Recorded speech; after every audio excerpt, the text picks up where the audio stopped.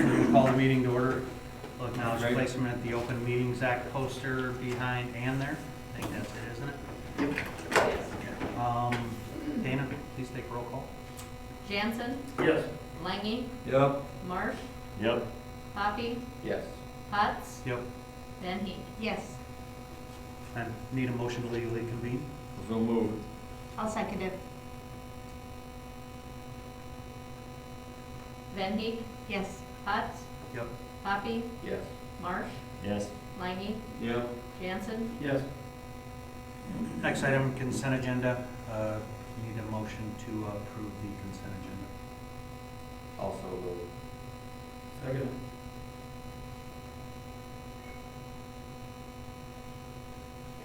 Jansen, Yes. Langy, Yep. Marsh, Yep. Poppy, Yes. Hutz. Yep. Van Heek. Yes. Next item, important stuff. Administer the oath of office for our new board member. I think Chris, you're going to take care of that? Yep, I will take care of it. I'll pull it up here.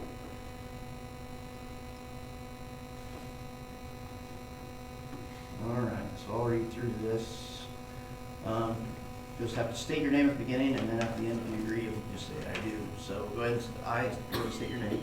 I, Craig Marsh, do solemnly swear that I will support the Constitution of the United States and the Constitution of the State of Nebraska against all enemies, foreign and domestic, that I will bear true faith and allegiance to the same, that I take this obligation freely and without mental reservation or for purpose of evasion, and that I will faithfully and impartially perform the duties of the office of the Crofton Community School District Board of Education according to law, to the best of my ability. And I do further swear that I do not advocate, nor am I a member of any political party or organization that advocates to overthrow the government of the United States or of this state by force or violence.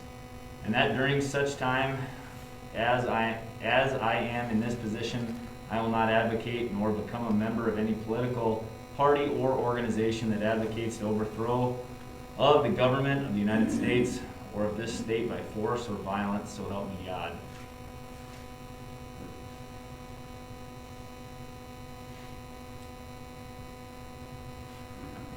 You're in. It's pretty deep. You think that Congress say that? I think that's all you needed, right? Do we need Yep. to vote on him or not? No, we just have to swear him in, and then we're good. All right, you are in. Congratulations. Welcome aboard.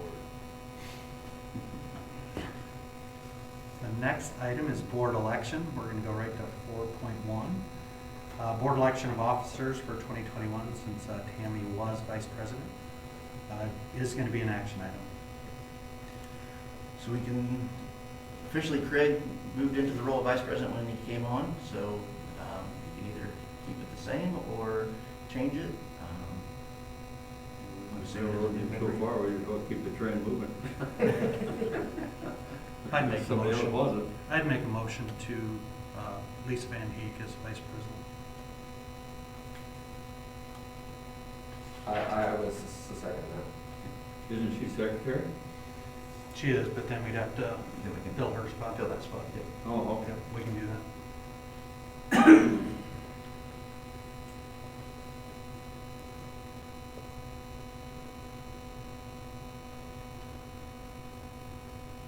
Okay, Langy, Yep. Marsh, Yep. Poppy, Yes. Hutz, Yep. Van Heek.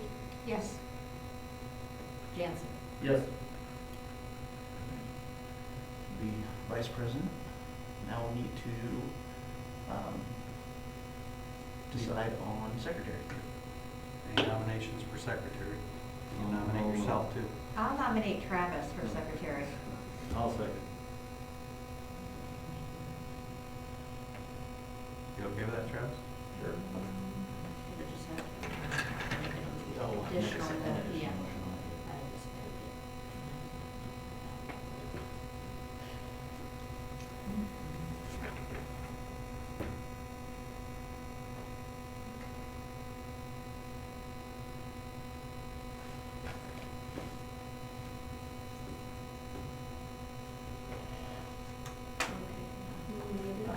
Lisa. assuming.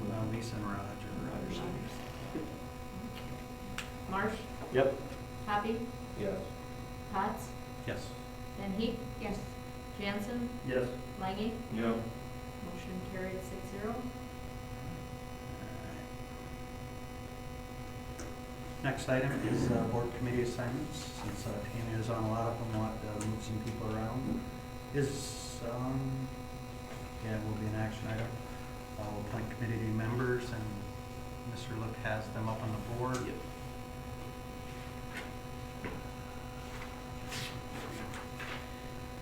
All right. Grounds committee. Yep. Michael, you want that one, or? Yeah, I was gonna say, I like your committee. Mike Grounds Committee. The other thing I need, I don't have it on there, but a budget committee, the alternate for that. If we don't need one. Yeah, Tammy was gonna be alternate for that. What's that? Tammy was gonna be alternate for that. Yeah. So, I'd take that one before we get to the negotiations committee. You're on that one. I can't get off. No, I'd like to. you've got the experience. I'm the only one left, isn't it? Uh-huh. Yep. So we got, so grounds is gonna be Mike. Yep, that'd be Mike. Oh, but you need a, Right here, I just need an alternate for the budget committee. Unless we want. I can be alternate for budget. Okay. Lisa. and then negotiations, Travis, you wanna slide up or you wanna stay as alternate? Because that is a 3 or 4 meeting on time. Door open. Either way, we can have it open for now. Thank you.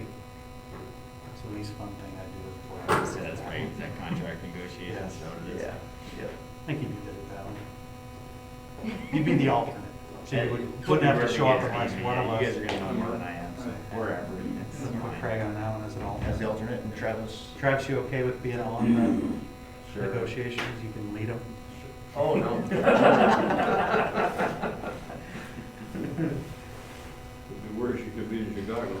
Okay, so Travis, Craig is the alternate, Yep. and technology committee We'll just leave my name in there, that's easy. Everyone else is, on the. because technology- Tammy was on that, right? Okay. Yep, on technology. Is that Yeah, why fine? don't you just throw it in there, that way these guys don't have to switch around.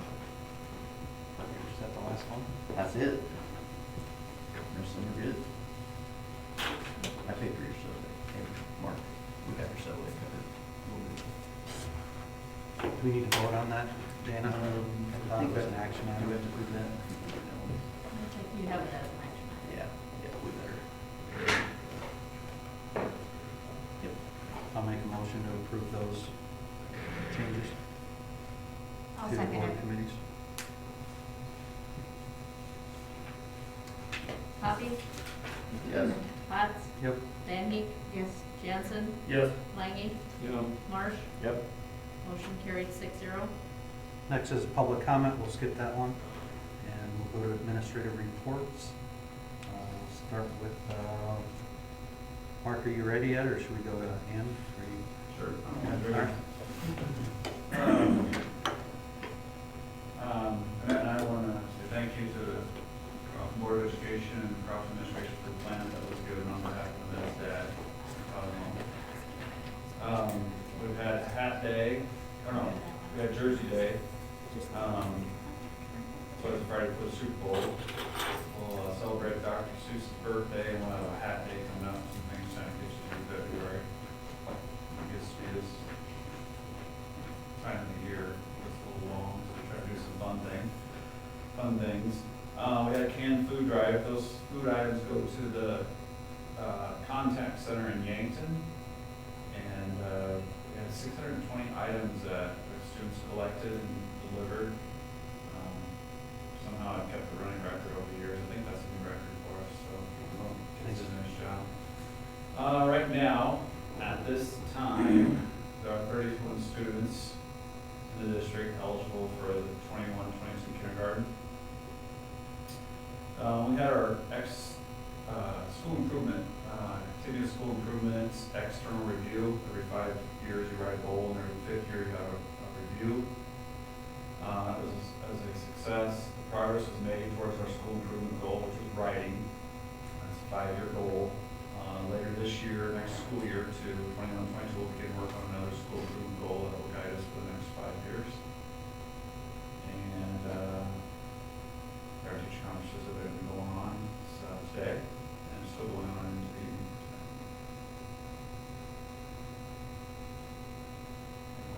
Pretty good turnout so far. Yeah, it's hard to say because nobody feel free during the afternoon, so got a few people miss. So is it good to not have school like today? Is that why the grade school didn't have, is for parent teachers? Yeah. So is that still the right thing to do?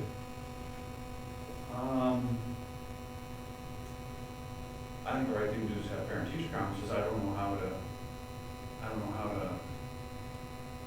do it having school.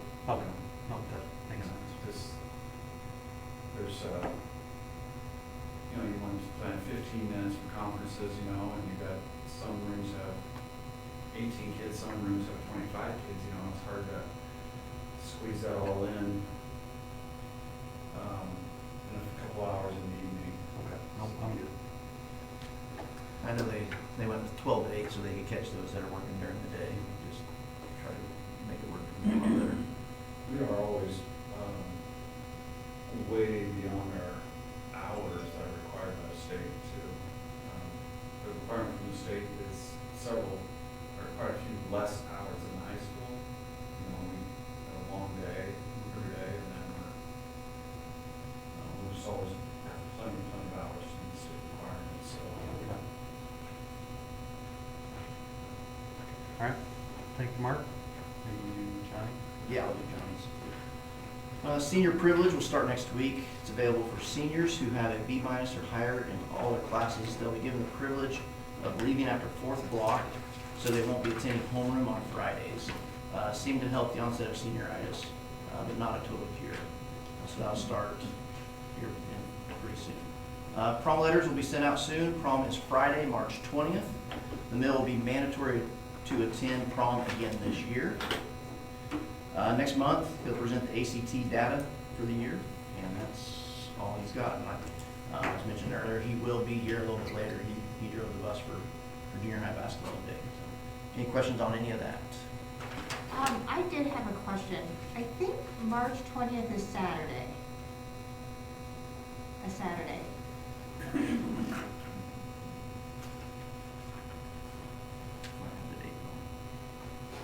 Yeah, that'll be Saturday. So it's probably the 19th. It's prom usually Friday or Friday. So yeah, I'll tell him that he's got his date wrong. I went to put into my calendar and I'm like, uh-oh, something's not right here. Yep. So yeah, Friday, March 19th.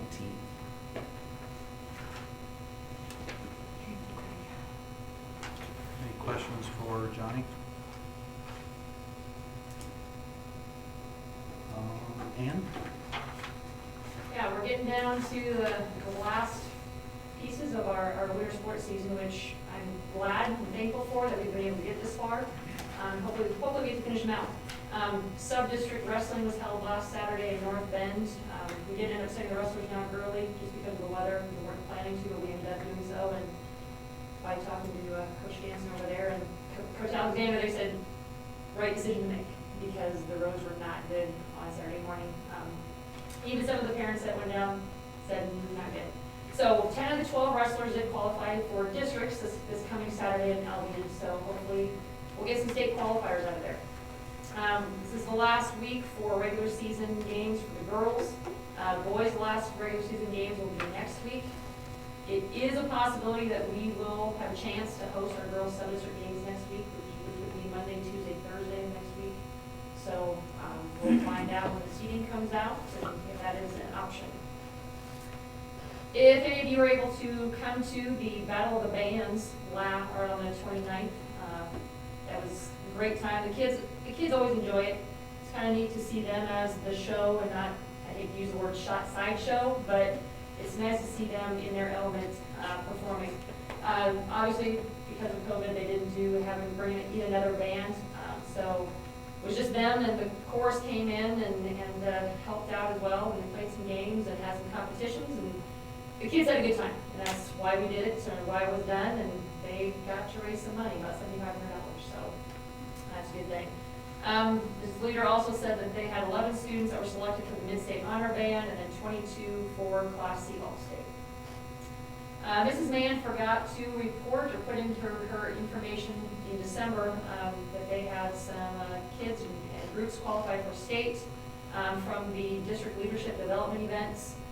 2 groups at that time, and then 2 individuals all qualified for state. They went to district livestock judging last Wednesday, qualified both their junior and their senior teams. So they get to go down there. One student interviewed for her state FFA degree, and I actually believe she did the interview today online, or virtual today, just because of the good weather on Saturday. They were supposed to be in Pierce, but I think they went virtual today. So she did that, I think during 4 o'clock today. They're working on a service project. They're preparing for National FFA Week, which is next week. And they're working to try to figure out how to do their district career development events. They're looking at doing a hybrid fashion this year. Talking to Mrs. Mann this afternoon, they're looking at possibly going down to Divots in Norfolk and getting the district that Crofton is in together to recognize some of those individuals and listen to some of the speakers and whatnot, just so that they have some sort of a conference at that point in time. Of course, working around other events that have come up, whether it's a conference speech and the extended version of girls' state basketball, it's kind of thrown that in the mix, and they're trying to plan accordingly. Along with that, I know Mr. Look and myself and Mr. O and Mr. Rogge, and there's some things also with speech, with the speech open house, our speech invite. We're trying to figure out how to best do that safely with people, whether we allow spectators, no spectators. We're still trying to figure all that out, so. Anybody have any questions?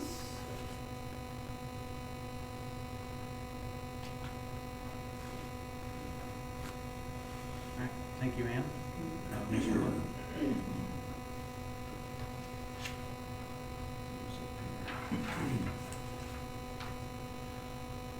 Mr. Rogge already mentioned it. We had our external visit there, or here on February 3rd. We had 3 superintendents from the area, and then Trudy Clark from NDE.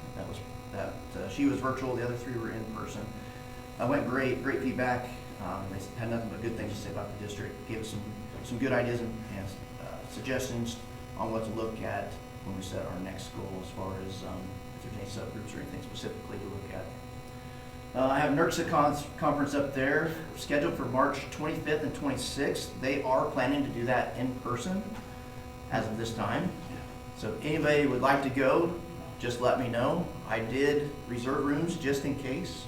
However, I know there might not be anybody that wants to go. So just to keep in mind as you think over the next month, just let me know a yes or a no on that. Will there be a hybrid version, or is it all in person at this? I think it's all in person. Okay. I think they're going to record it, but I don't know that Okay. yet. The last I saw was, hey, we're doing it in person. We'll let you know if something changes. So I know there'll be some more specifics coming out here pretty quick. NSAA, Ann brought this up a little bit ago. So we've got state basketball. I don't know if you've seen the schedule, but there's a chance we could play Wednesday, Thursday, Friday, or Wednesday, Thursday, Saturday. The finals on Saturday are at 8:45 p.m. Wednesday, we could play at, of course, we have to qualify. We're hoping they do. Wednesday could be 11, 1:30, 4, or 6:30. And then you turn around Thursday, would be evening games, 6:15 and 8:30 or 8:30. If you're in the consolation, you play Friday at 2. And if you're in the championship, you play Saturday at 8:45 p.m. We've got the last game of the night of the whole tournament. So, like Ann said, they didn't do us any favors on scheduling. It's gonna, I'd say this because I don't want you to be shocked when we see the bill. Again, it's a good problem to have, but it's kind of a pain to figure it all out. So we'll be talking about our different options, what we can do. As far as school, right now our calendar has Friday as off. Wednesday, if we play at 11, and this all depends on what they allow us to have as far as attendance. If they allow us to have our normal, if it's 11 or 1:30, we probably wouldn't have school that day. 4 might be pushing it, maybe we could sneak in a half day or something like that. 11, 12 o'clock, something like that. If it's 6:30, we'd probably do like last year where we did a 1 o'clock dismissal. Depending on when we play Wednesday, would depend on what we did Thursday. If we played the late game, we might be off Thursday as well. If we played the early game, there's a chance that you could always come back and go Thursday till 1 or something. But I don't know if that's worth people busting back and forth. I don't know how many teachers we got going. Fans that will just stay down there. I just want to present that to you guys and let you know those are some of the things that we're going to be talking about as we get close here. Any comments or thoughts or questions on anything with that? It's kind of a mess. How are we running on days in school? We're sitting pretty good. Pretty good, we haven't had many weather days. Right now, we've had some late starts, like we did this morning. I'd have to look, I think we're sitting at over 6 extra days, and that's not even including, we can count in-service days, a certain amount in the fall and a certain amount in the spring. So as of right now, we're sitting pretty good, really good. So we added those 2 needed days back as regular school days, so that saves us if we need to take off Wednesday and Thursday. The problem is that you start having half days and then they're running back and forth, that's just a travel risk. I don't like that idea. And that's been on our mind too. You know, if for some reason we went down there and we didn't make it past the first round, we played at 11, then we could possibly have it the next day. But we'll see. I mean, we have to qualify first. That's on the Friday before that. But I'm going to look at some scenarios of this and then that. If we go down and we went all the way through, what are the girls going to do? What's the band going to do? Are they going to allow a band? And then what are we going to do school-wise? And then, so we'll try to look at some different scenarios and kind of go from there. So I wanted to check, see if there's any major concerns if we ended up needing to take Wednesday and Thursday off. Do you know what the attendance capacity will be? Are they gonna limit it, or? That's the toss-up. Okay, so Um, that's unknown at this time? Yeah, unless they've told Ann, which I don't think they have. No, and I And think it's gonna, a lot of it might depend on Lancaster County Health, what they will allow, since it's in Lincoln, what they will allow us to do, or what Yeah. NSA to do. And right now, NSAA is at 50%. Yeah. The state's at 100% capacity. But 50% at Pinnacle Bank is anybody we want to take. The first round, though, is at the high schools, Southwest, I think, right? And then everything else, unless we're on Constellation, in the Constellation round, would be at Pinnacle Bank. No to Okay. Vanny this year because they got volleyball. Okay. So yeah, if it's at Pinnacle Bank, I'm assuming they're gonna let us bring about anybody and have us spread out however. The first day might be the one that has to be somewhat limited, but we're hearing a rumor that they might bump the capacity up to 75 by then. Not sure that's gonna happen or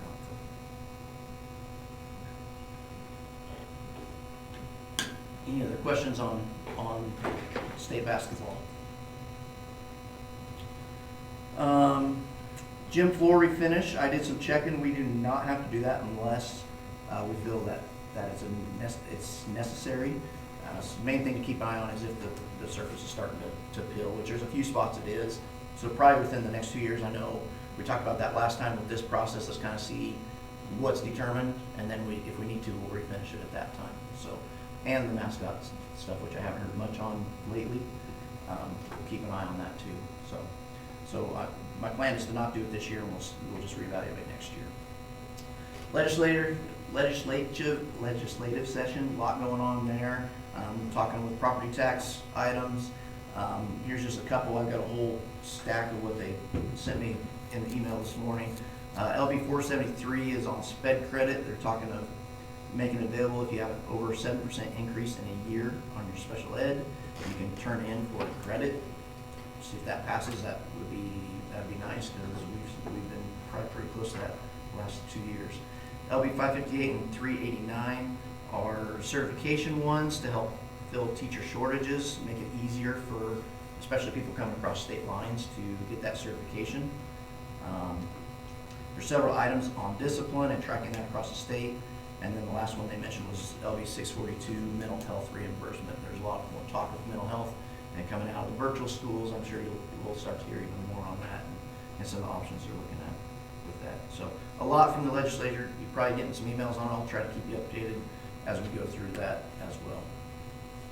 NASB needs analysis presentation. They still need, or they would still like to come out here and present their findings from interviewing all of us and administration and staff. February just doesn't work for us. I wanted to see if we wanted to look at the March 8th board meeting to do that. What they say, 45 minutes to an hour, I think. She said maybe 30. 30 to 45. So if that's okay with everybody, I'll put that on the agenda for next month.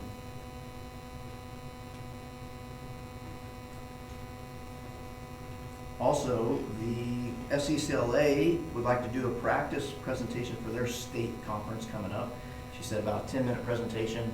I was going to put that on the March agenda as well. Another opportunity for the kids to present too. So like I said, 10 minutes is what they're expecting to us. Okay?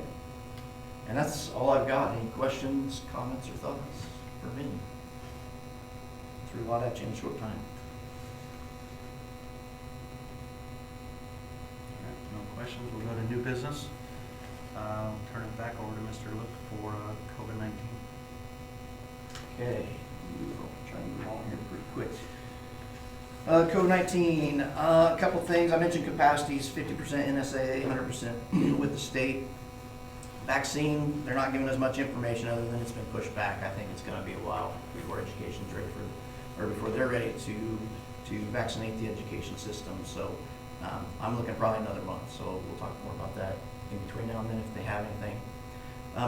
We moved back to yellow tier. I'll take a look and see if there's anything in the green tier, if we want to look at moving back to that or not.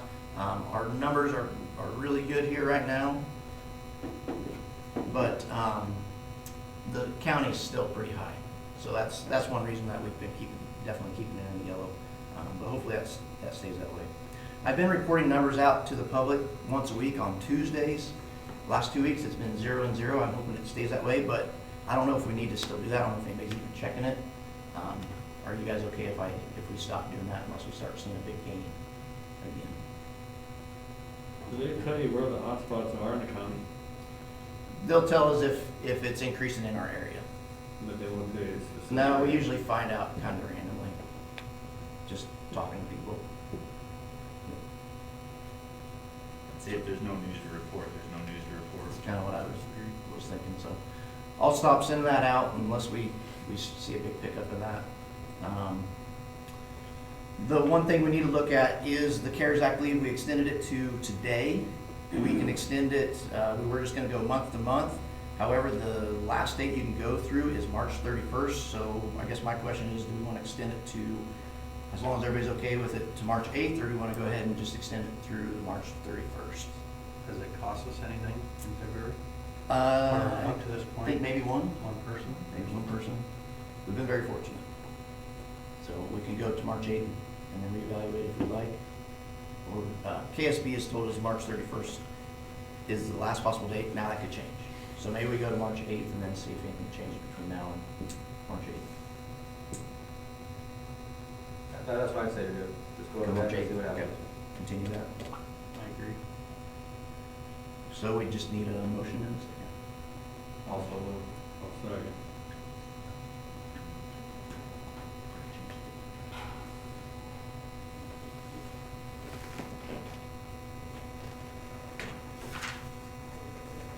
That was March 8th also. Yes, March 8th.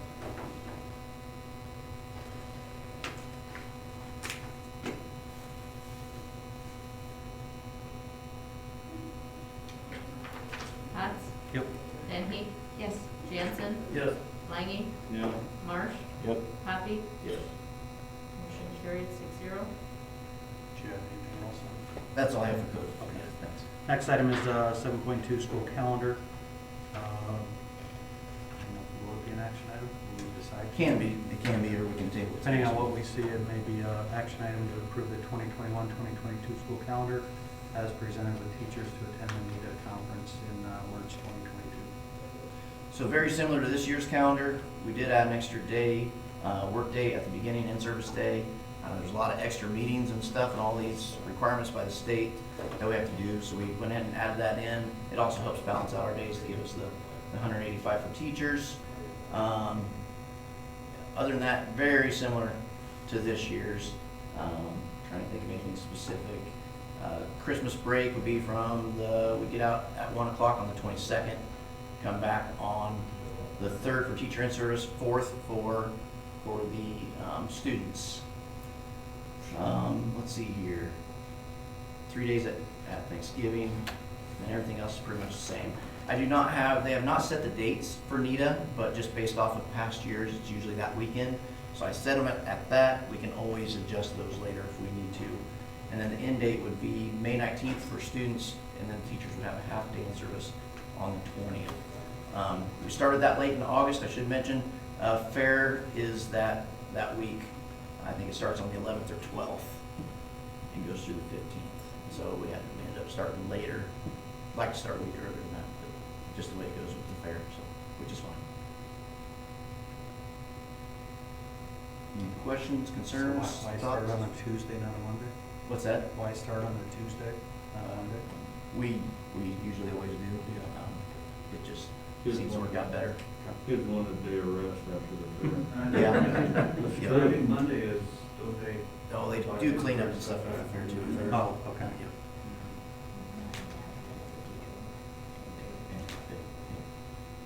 Mark, you good with this?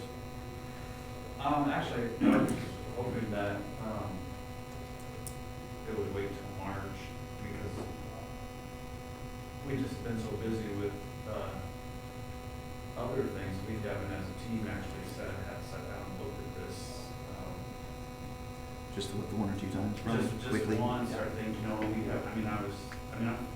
was hoping we could wait till March, but if you don't, it's And pretty that's- similar. And that would be great. That'd give us time to make sure we didn't miss something too. I'd say we table it then till March. Is that NETA conference the one in Omaha? Yes. That- Yep, okay. technology, one we go down, we take the whole staff down, stay the night on Thursday night, and we come back Friday. We do some hopefully some team building type things, and actually sit down and everybody get to spend some time together outside of the school and learn. So, we're really hoping to do it this year, but of course, COVID put a wrinkle in that plan, so.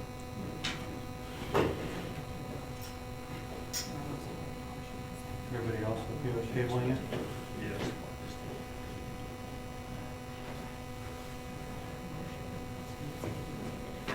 Still looking at it. Cancel that, Jim. Okay. Okay to move on? Yep. Alright, good. Next item and the last item is approve ESU number 1 service contract for 2021. 2022 will be an action item. Recommended motion is to approve ESU 1 service contract for 2021-2022 as presented. So this is gonna be very similar to last year, except for looking at our needs based off our current population. We added a day of speech, so it'd be a full-time speech person here.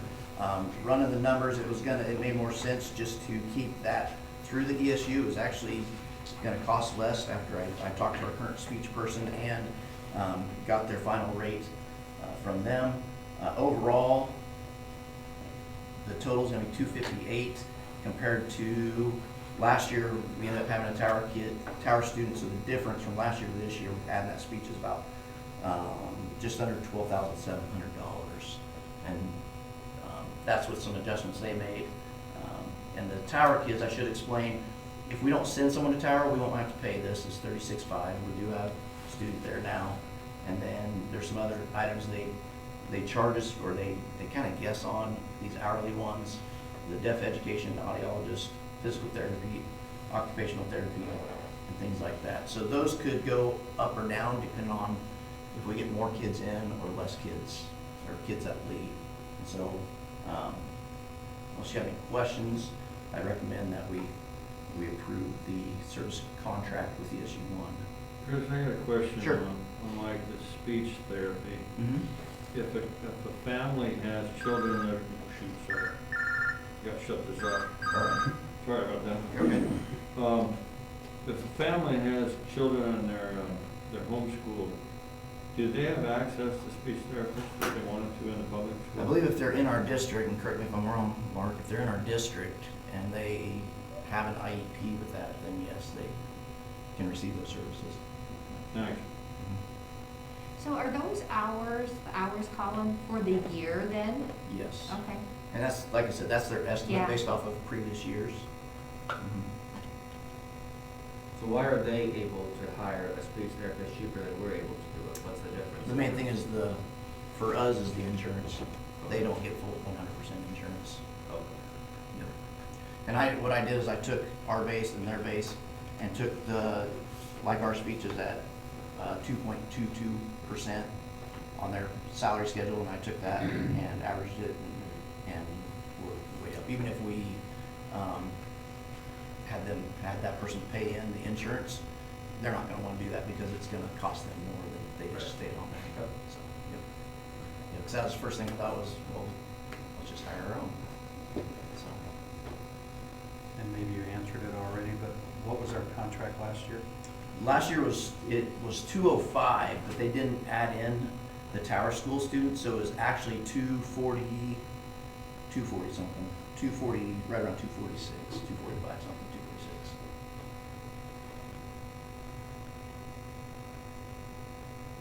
So basically, we want $12,000.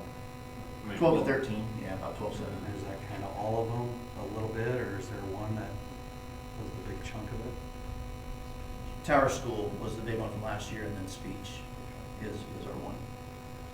Speech, adding another year, or adding another day is basically about 20,000 a year, but when the other things that they adjusted brought that down to that 12.7, 12.8. If for some reason we didn't need the speech therapist, Mhm. a full FTE, do they shift it back then and, Once the contract is in place, no, okay, but we know that we're gonna need it. Okay. Just based off our current students and off of other screenings and things, yeah. Yep, we could use full-time right now, this year, and probably then some speech in some other areas.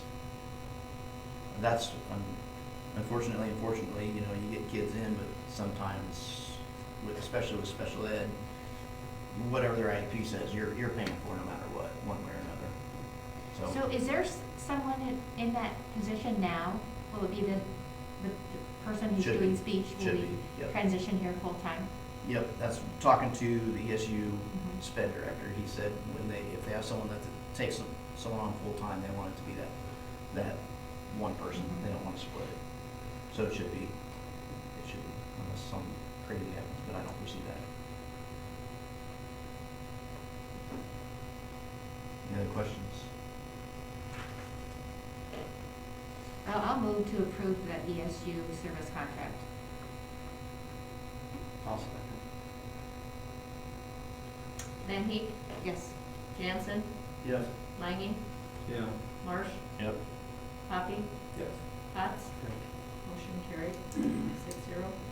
We're going to take a break for about 10 minutes till 5:50. Welcome to Crofton, if you've never been here before. Oh, yes, we have. Thanks for your interest in coming to present to us. Kind of how we want this to go, we'll give you 30 to 40 minutes if you need it for presentation. Then we'll ask for 20 minutes questions. If you could keep an eye on the clock, and I'll just let you know, if you're at 30, I'll let you know you got 10 minutes left if you need it.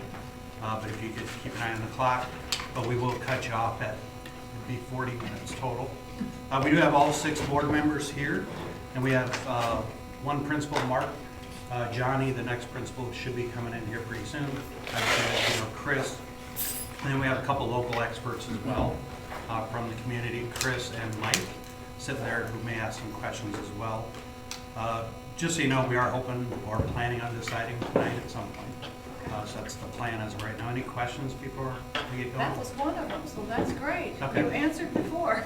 So you have till, we're starting pretty much on time. We'll give you a couple extra minutes, but we've got till 6:52 with you. Okay. So that would give you, 6:32. Do you want me to wait for that fellow to come in? Nope, he's at a basketball game right now, so I don't Oh. talk to him. Well, good evening. My name is Linda Quistet, and I am the Marketing Director and Business Development for Prohaska and Associates. I'm pleased to be here and excited to introduce our lead architects and move forward through the presentation to learn more about who would be working on your project from our firm. And, and then we will go through some different projects that we've done in your areas, as you're full aware of Bloomfield and some others. But we want you to see the new and renovated type, so you kind of have a big picture, kind of like Property Brothers when they take you to a nicer home and then say, this is what we can do for you. That's what we're going to do. Then we're going to go through a step process, a 4-step process, so that you know the steps involved, and then open up for questions and recap a short slide after. So, to take it away, I'm pleased to introduce. You gotta advance this slide. Oh, I didn't go into the whole thing, kids. So this was basically what we were agreed we were gonna tell you, so Here we go. might as well advance. And I through would it. like to present Kurt Field. Pleased to meet you. Okay, well, there's my picture. I'm Kurt Field. I'm principal at the firm, an architect, and project manager since 2000. I have been principal for 2 years, but in business for probably 40. And in my job as a principal of the firm, I would be responsible. I think maybe I'll be more comfortable back here if that's all with you. I'm primarily responsible for all the phases of the process from business development through construction, if you go that far. In addition, our firm has full-service engineering and interior design. We think a firm of our size, that's fairly unusual. We're 20 people. But in my role as principal in charge, I cover civil structural engineering, mechanical engineering, electrical engineering, and interior design. Okay. Hi there, I'm Doug Hawes, and I'm a project architect with Prohaska and Associates. I've been in the business for about 35 years, about 15 with Prohaska and Associates, and I've got a lot of experience with educational projects over the years, several in your vicinity as well. So, glad to be here. Thank you. Okay, a little more generic stuff about us. We were established in 1983 by Don Prohaska. He was an architect, and he had 4 people when he started. He wanted to have engineering on staff from the day one, so he's grown the firm to as much as 25, but we are at 20 people now. We've had engineering all along. We also have interior design, as I point out here.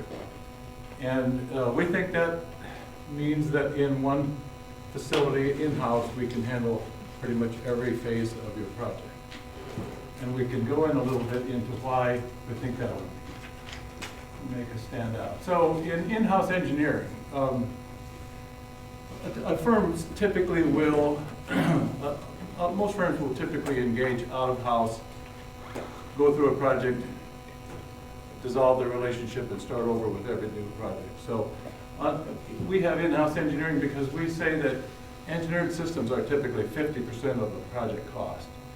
But oftentimes after the project is built and you are in it, there may be responsible engineered systems for 90% of the issues. And so we think that you'll benefit because they're there at our elbow and we are able to resolve issues as they occur to us.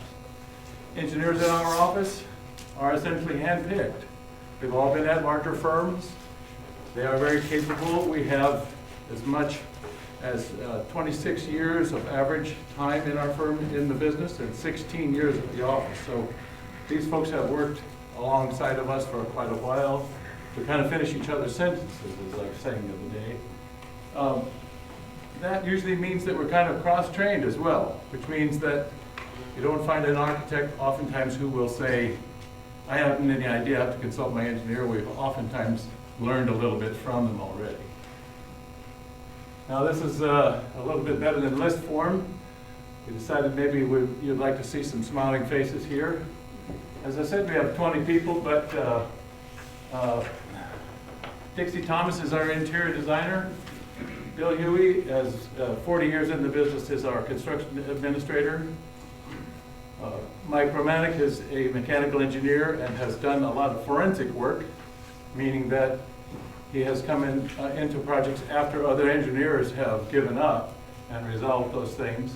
Tom Hawk at the middle, at the bottom, is our electrical engineer. Bern Hodeby is dual licensed as an architect, structural engineer, and you get civil when you get that degree. Paul Ryan, director of sustainable design. He's really a plumbing designer, but he has kind of a holistic approach to energy conservation, and we'll talk about him in the next slide.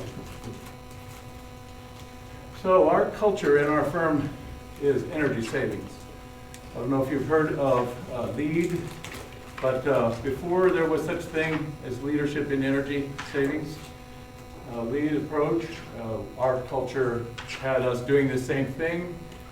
Used to be a time when government was participating, energy companies were participating in rebates for energy saving improvements that you might do. We developed a document called a TEA, or a Technical Engineering Analysis.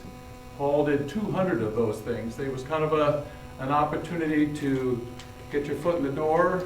The only projects that he would promote would be those that would pay for themselves, and he'd give you a payback period.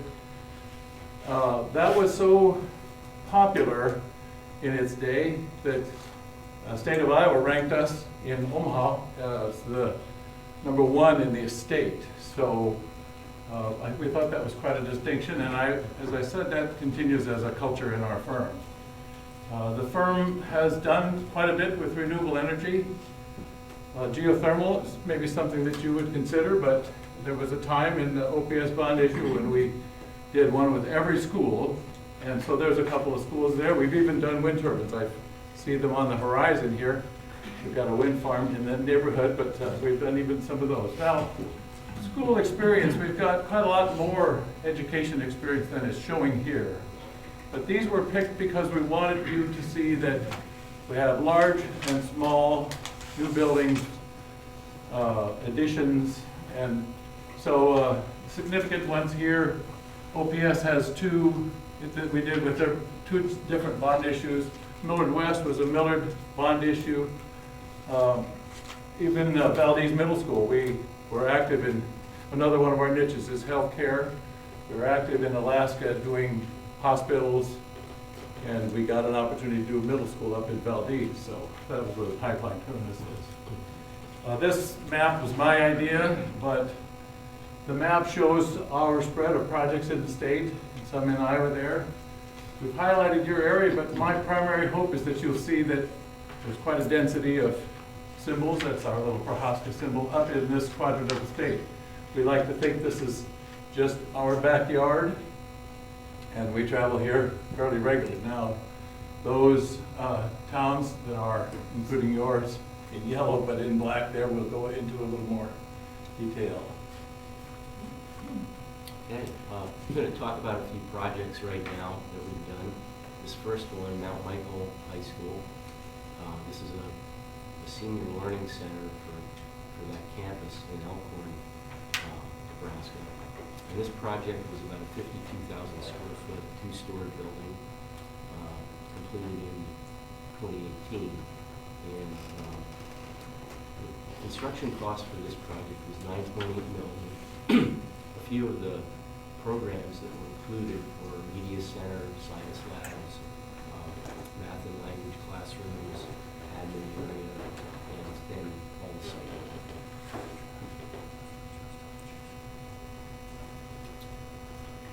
We mentioned that we had done Millard Bond Issue School. This is Millard West. Millard West at the time was arguably one of the largest high schools in the state. We did a 45,000 square foot classroom addition. That's the image on the right is the classroom addition, and it was supposed to look like the balance of the school. But in that classroom addition were found the consumer science, kind of state-of-the-art and state-of-the-art science labs. a little bottom shot is because on the flip side of the school, we also did practice spaces for orchestra and band, which required us to have acoustic engineering. The next project is Florence Elementary School. This was an OPS project that we completed. This was had a variety of chores in it for us. The first one was major building envelope energy upgrades. All the classrooms in the existing elementary school were upgraded and renovated. This was also a heat pump project, replacing old boilers and furnaces. New secure entrance was a feature of the project for the whole building. And toward the end of construction documents for the original project, the owner decided to join up with the Boys and Girls Club and do an addition. So that the photo on the lower right is of that part of the exterior of the Boys and Girls Club project. That was a real good one. Construction cost for the whole project was about $6.5 million. And our next one is one of your neighbors, Hardington Public Schools. Can you hear us? Yeah, so Hardington was actually 4 projects, and there were 4 projects that were done over 4 summers consecutively. The first one was a renovation of their gym, which is that picture in the upper right. That was new bleachers, new flooring, new lighting, new HVAC, and finishes. The second summer's project was a specialty classroom renovation. We had such classrooms as the art room, the music room, weight room, public toilets, etc. The third summer was all of the high school wing classrooms and media center. And the fourth summer was the elementary wing with all of those associated uses. This was, all 4 projects were approximately a $2.8 million cost. And when we were done with the fourth project, we renovated about 95% of their K-12 school. Next one, another neighbor of yours, Bloomfield, and we are currently in phase 4 of that group of projects right now. Phase 1 was the 3rd floor renovation of their old high school building. Phase 2 summer was 1st and 2nd floors of that older high school building. Phase 3 was the high school specialty classrooms and all of the elementary school classrooms. Those were all done over each of those summers, so that was pretty tricky.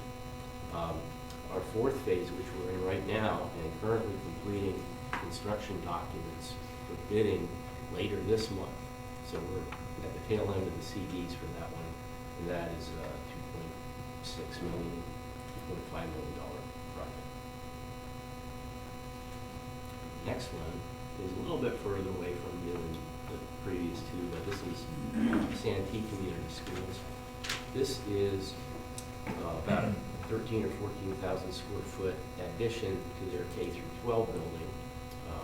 This is a project that is under construction, and we think currently about a month and a half to 2 months away from being completed.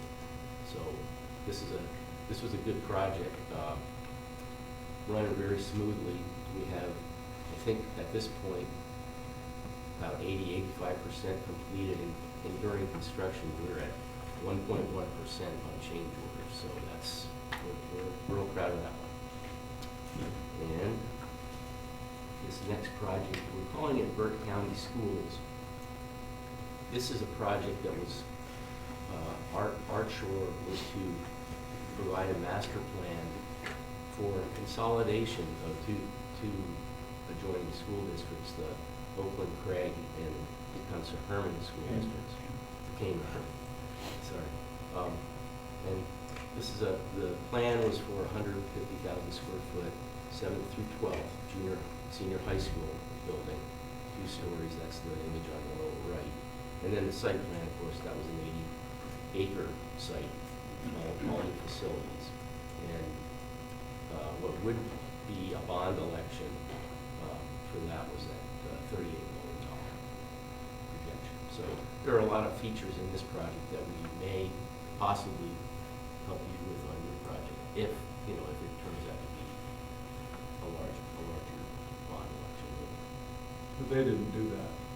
Okay, so this next series, this is the photos that we took when we were walking around with you, but meant to be photos that were significant to us, that we noticed a little bit of your entry at the elementary school there. Pre-engineered building with that corrugated metal back there as the telltale sign. A little more on that later. This was a shot because in your RFP you talked to us about playground surfaces that don't drain, and this was particularly obvious, and I think we spot these lengthy downspouts on the wall there as a sign that you're trying to get the water somewhere else.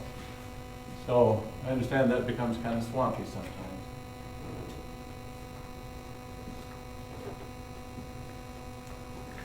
Okay, in the back, you see your superintendent there.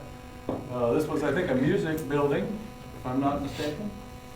One thing significant, also pre-engineered, but you have to, I'm sorry to tell you things that you know about your own school, but I'm trying to indicate that we picked it up. You have to leave the building to get into this one. It isn't ADA compliant, depending on whether the teachers or the students have to travel through that space.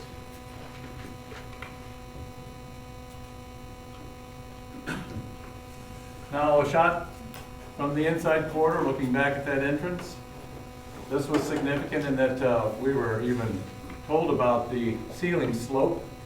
And I saw myself deformation, kind of a radius is in the ceiling tile, but in the pre-engineered building, the attic space is almost devoid. It's just a sloped surface to shed water, so the insulation sits right on top of the ceiling, and there isn't much investment in vapor barrier. So the condensation between whatever's outside and what's inside occurs right at that ceiling tile level. So there's quite a bit of moisture potential damage that way.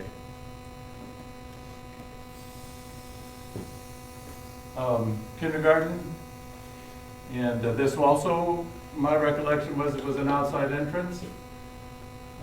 That makes some sense for parents to drop off, but it's also an example where staff has to go outside to come in unless there was an inside entrance. Also, the special needs classroom we knew to the right used that same entrance.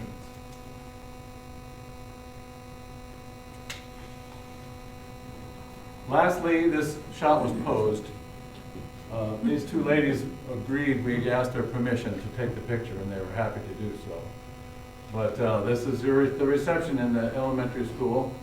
And the first thing that we talked about was, that looks like a library back there. So they said, yeah, we are also librarians. And I said, does that mean that the kids traipse in past the reception desk? And that we were told, yes, they do. And that was not unwelcome. The nurse is off to the right, so it's a space that's doing triple duty at the very least. And also not an example, and maybe this doesn't matter to you, but a lot of school districts are looking at secure entrances, so this is a little older school here. And the next shot should be at the lobby out here. So this is a beautiful common space, we thought, a nice newer building. First thing we noticed was the tables and chairs that were there. That meant, oh, clearly you're eating in here. I see them set up now, but Mr. Look told us also that the space is wrestling. And so if the wrestling mats have to be brought out, and since I was a wrestler in high school, sanitized every time, it's kind of a big deal. It also makes for quite a busy spot to travel from one side to the other. So it's potentially quite busy there. These other shots are photos we thought were significant as we went through the high school. That upper left, we had to go upstairs to the mechanical room. It might be the only upstairs portion, but the stairwell that we went up, almost too small to carry anything with you. Certainly not very large parts or tools.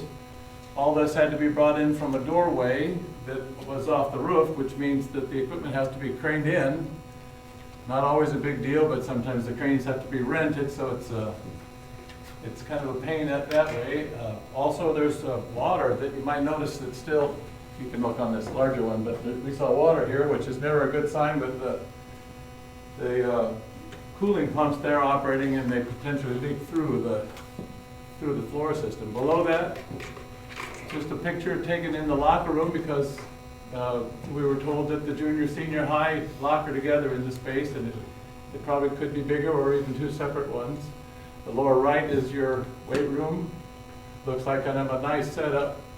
Again, it's a bit on the crowded side. We understood that the community has paid some attention and desires to potentially use it with the students. The shop on the upper right here, aside from the fact that it is a separate building that, again, you have to go outdoors to come back indoors. I don't know, I had a tendency to kind of lose myself in it because once we spotted that plasma cutter there, we decided that was pretty cool. And then we heard that some of the neighboring school kids come over there, maybe one of the school districts that Doug has worked on is coming over to use that plasma cutter. This is maybe the meatier portion of it. I'm sorry that we run out of color pictures here, but I hope to focus on this and make up for the fact that there's no nice color pictures because this is the most important part. The approach that we would follow with you folks, since you have not made a fine decision about whether you're going to do multiple years or one large project in 1 year, we're going to assist you to get there. That's something that architects oftentimes do. But we structured our first of the two submittals, this being the second one, in two parts, and we gave you a fee for the first submittal that included this facilities assessment and master plan. So we'd start with a kickoff meeting. I think it's important that everybody understand a little bit of the ground rules and what would be expected, get to know everybody a little bit, talk a little bit about schedule maybe. We would collect plans from you. We understand you have a nice roll of pretty much everything in the district, but we take that back, copy it, give you digital copies if you wish, give you the originals back forthwith. Might be sometime you will never have anything but a digital copy and you won't have to use the plans anymore. You can just look at it on your laptops. But we would bring at a subsequent meeting all of our engineers up and do a proper assessment of all of your facilities. We've done plenty of these. Those TEAs that I described earlier are the same sort of thing, but our staff is used to doing a written assessment where they're critical and you find how much useful life is left on a mechanical item or electrical service inadequacy, that sort of thing. We do questionnaires with staff. I think it's one thing to say this is what I spotted in the equipment labels that I'm looking at, the transmitters, that sort of thing, but what does the staff think about how they use the space? Maybe there's a lot of great things that you wouldn't otherwise hear, but the staff questions are important. At the tail end of this process, we would develop what we call a program of spaces, which is all of the areas that we think either have to be new or renovated, together with the actual area of the space, and then a square foot cost that we would apply per area. So we would have that program of spaces and a square foot cost for each. So in the master plan, as you might expect, one of those examples that Doug was talking about, you get to see pretty much all phases that you might do, all aspects of it in one plan. If it's a brand new building, you'd see something that would go through some at least preliminary design, like another one of those that Doug did, that Burke County maybe. But all of that would be there, and it would be part of our next discussion to try to help you prioritize, because at this point you have to decide if you want to phase it out over multiple years or you want to try for one shot. Now our purpose, we would take that personally, is to help you reach consensus. It might be that your community has differing ideas about what's important. An architect's role is to try to help you work through that and prioritize to reach a consensus. So if you want to go master plan with a new project each year sequenced, as you've seen in some of these other examples, that would be one direction where you would conceivably go with a bond. Now, I bring up bond because our firm has some particular skills in a bond campaign, but I don't want to leave off that the tail end of this one, we want to make sure that we are there to help you with this school board here to make sure that the decisions that are made and the consensus that are reached are okay with you. So, the reason this is here is because we think you reach a fork in the road when you decide to go one way or the other, and the process after that is different from our standpoint. So if it's obvious that if you go with a master plan, phased master plan, you can start right away on whichever project you think has got the highest priority and move right away. You can look at any combination of small and large projects, but you're right away ready to go. But if you choose to try a bond, our office has actually something that I think we can brag about. We haven't begun so until recently, but the assistance that we offer, if you choose a bond, has a 91% success rate. I think that's all due to this community-based planning process that we use. And if you think about it, it isn't rocket science. It's basically just taking your citizens committee, if they are selected carefully and they are brought along with understanding the need and the fact that you're not just blowing money, it's not Taj Mahal, as they say so often, then they are the logical people for your bond campaign. Now, we would do standard services, probably that you get from most architects, which is to do graphics for you. We work with your bond banker. We've done brochures that you can use in a campaign. We've done display boards that you could put up in the library or City Hall or any place that people congregate. Yard signs, that sort of thing. But mostly what you're getting there that I think sets us apart is the advice as to what has worked in the past, and that we won't go away and ask you to tell us how the bond went. We'll stick it out with you the whole way. So Doug's going to launch into the step 4 here. Sure. So step 4 really is starting with, after the step 1, 2, and 3 are discussed and a pretty clear direction is arrived at that you agree to. Step 4 really is the process of developing drawings and specifications that would be for the construction project, the actual project or listed projects. So the first part of this is the schematic design, and this is really developing your selected project a little bit more in floor plan and exterior elevations, and of course confirming cost estimates. The next part, design development, is just a furthering of the design past the schematic design drawings and spec. And then construction documents is simply creating all of the drawings and specifications required to get permits and put it out to bid, whether it's a single general contract bid or multiple subcontract bids. And then bidding and negotiation is simply when it is being bid, answering the bid questions and directing contractors to present you with bid and then an award of a contract for somebody to be selected.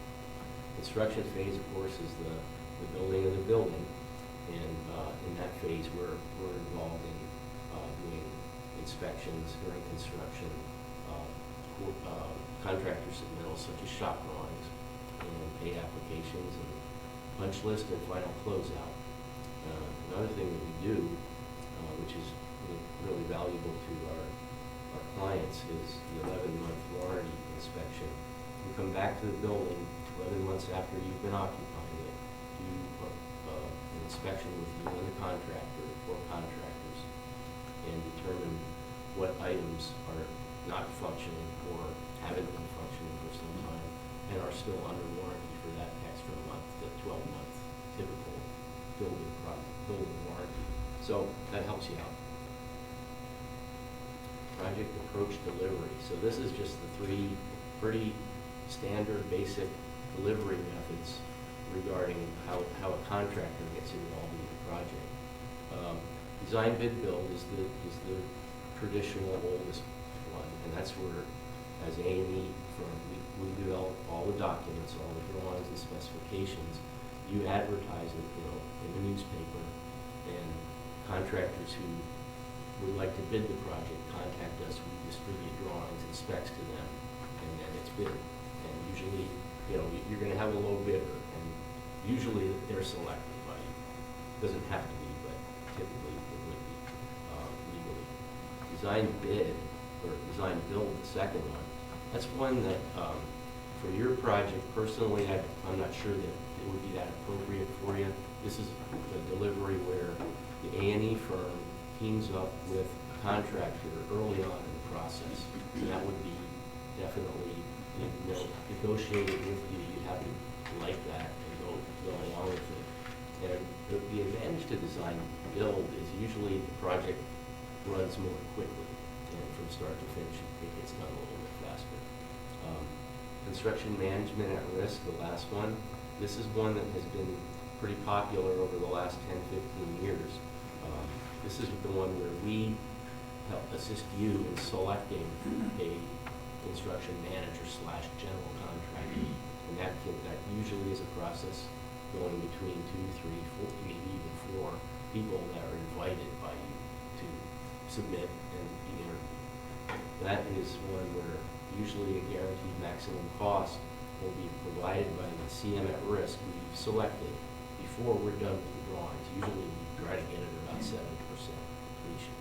So that gives you some security in what the cost is going to be before you throw it out there at the very last minute. And then the construction manager competitively bids it with the subs too. Correct, yeah. Once they're hired, they act as the coordinators of getting multiple bids from multiple subcontractors, yeah. Okay, well, you interrupt us at 30 minutes. We're used to practicing this, but this is a place we set aside for questions. Hope you have plenty of questions, and I hope we're able to answer them. We have one little slide at the tail end that I'd like to leave you with. Just major points I can spend 30 seconds with or so. We'll make sure we give you time at the end, for sure. Everybody. Anyway, so this is, How involved do you get in the future enrollment of the district? Do you do any work in trying to figure out how many students we get coming in the next 10 years? Is that part of your program? it isn't often, but if you wish it to be, it can be. We're looking at doing some master plan work for another district where they did something 10 years ago and projected 10 years forward. And of course, we're at the end of that period, so we're doing some statistical work with them to go with the next 10 years. This is something that our office does quite a lot. We have a sort of a statistics guru at the office who loves doing this, and I think we can certainly take past trends. We can look at the economy of the area, and we can project that forward for you, put some numbers to quantify it. If that's something that you want, we have the capabilities of doing that. Any other questions? Was that adequate? Yeah, thanks. Well, you've talked to Tobin Buchanan a little bit, our municipal advisor.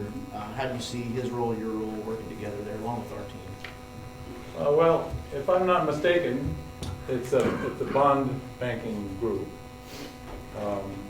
Possibly we've spoken with him. If so, this is something that our firm does quite a bit. Usually they are happy to discuss with you the best time to sell, the quantity to sell, the type of bond that you would want.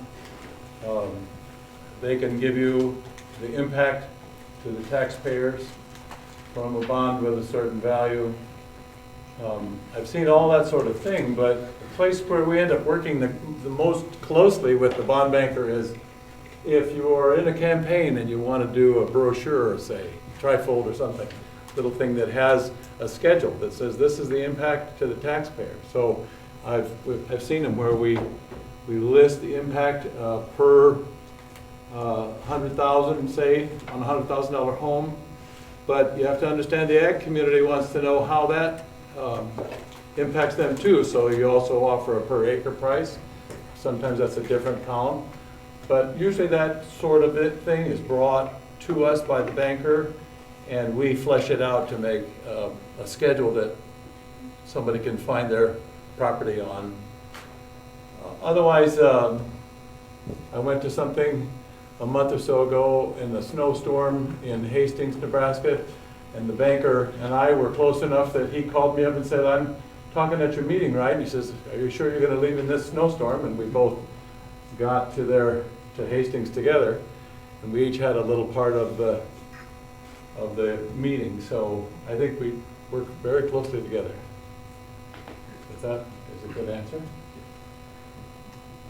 Anybody else have any questions? I'll get an awkward one out of the way right away. All right. I was just wondering, has your firm ever been terminated or released from any contract, or are you currently litigation? I know it was something that was in both of the other applicants. No, we haven't had any of that, no. No, Don was a proprietor. Don Prohaska passed away 2 years ago and was a sole proprietor the whole time.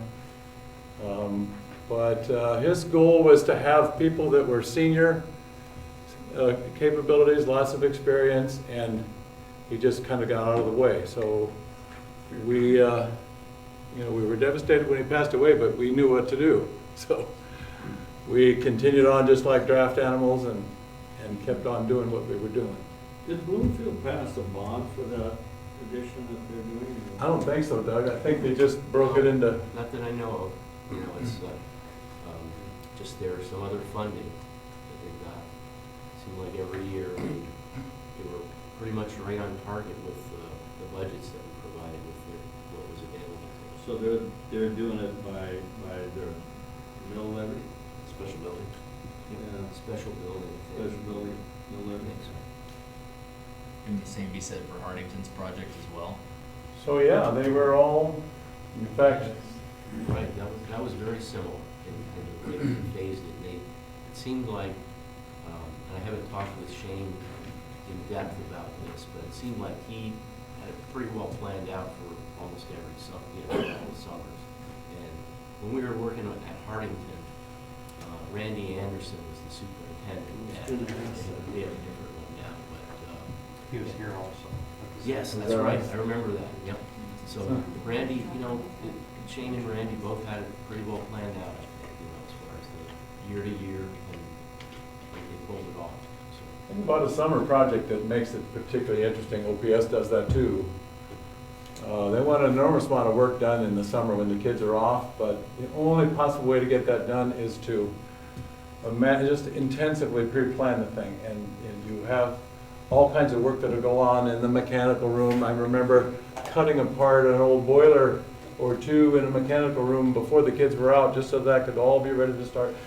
Air conditioning goes down in the summer.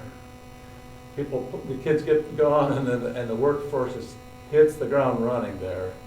And the same sort of crazy stuff happens at the tail end. Sometimes they threaten the school year start, but so far that we haven't had anything horrible happen. So.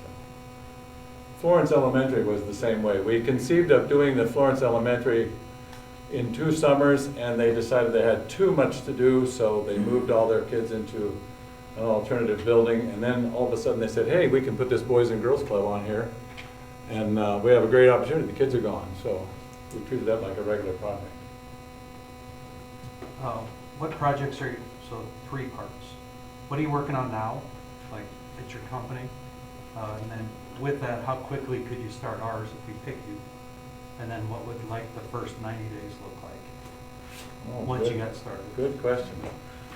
Okay, well, I think we said the timeline here. Yep, I think it was in the Yeah, previous- it's in the the last proposal. question at least. first of all, like a lot of firms, we have not done near our capacity for almost a year. Now, we have 20 people. We have 6 of them working from home. I think we're doing a darn good job being efficient about that. But when we landed Adams County, which was a justice center in Hastings, which is a nice project, we were happy to have it. So we have a couple of people tied up on that. That will thin down. Certainly not Doug. Doug has been our superstar up in this area of the state. I don't want to go out too far on a limb, but I think we have reference letters from the superintendents in the area that we can, and they may not mention his name, but Doug would be able to work on this. And in fact, I would probably come along for the first phase at least, and we could get going on that immediately. We found the timeline, it's on your section 6, Yeah. depending on option 1 to option 2. Yeah. Are you gonna leave us with anything, or is it the same one Oh, that you originally said? wait, there's got all more. There's more? Okay. Got all this here for you. Okay. Wait. I'll love the parting I should have gift. seen, okay, thank you. But he's got the wrap-up, if you're, We still I don't got wanna cut you off. questions. No, we still got till 6:50. Fire away. So, Give me some tough one. Oh, did I answer all 3 of your questions? no, so which ones are you, just the one you're working on currently right now? No. Doug mentioned a couple that he's sort of wrapping up with. Kind of working on a Santee. Um, The other fund? Bloomfield, Santee, Bloomfield, we're in the thick of it, because, you know, it hasn't started construction yet. Santee's almost over.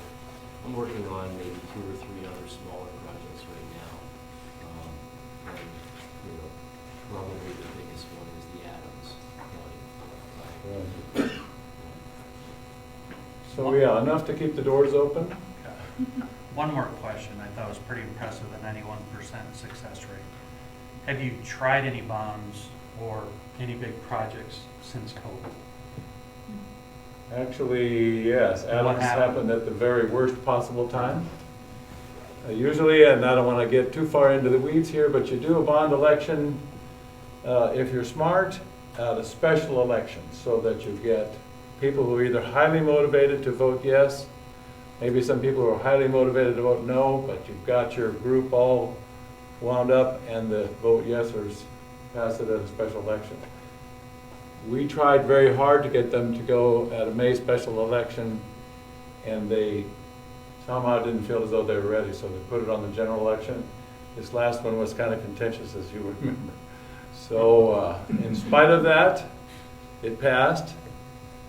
I think that might be one for the books, because I would have said, and this was a jail. This is a justice center, we call it, because it had courts, but it was also a jail. So that historically is very difficult to pass. We have 85% pass ratio just with justice center stuff, but it's usually a special election. So we got to 91%. Schools help. Schools much easier to pass. But yeah, this November 3rd election I was pretty nervous about it, and I was very surprised it passed. Can you help along the way with all those things, presentations? Oh, yes.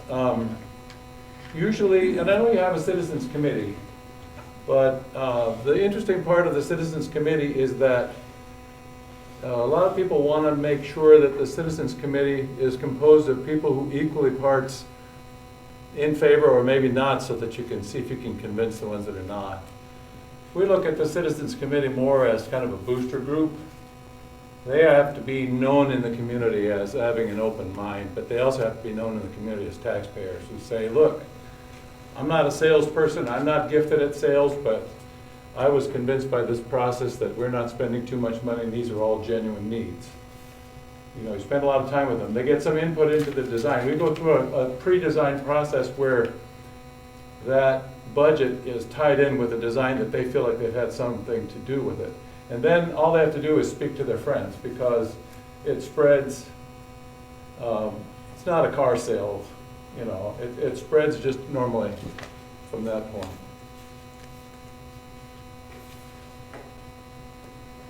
What percent of your projects are the renovation style, like what Bloomfield and Harrington did, versus a complete new facility?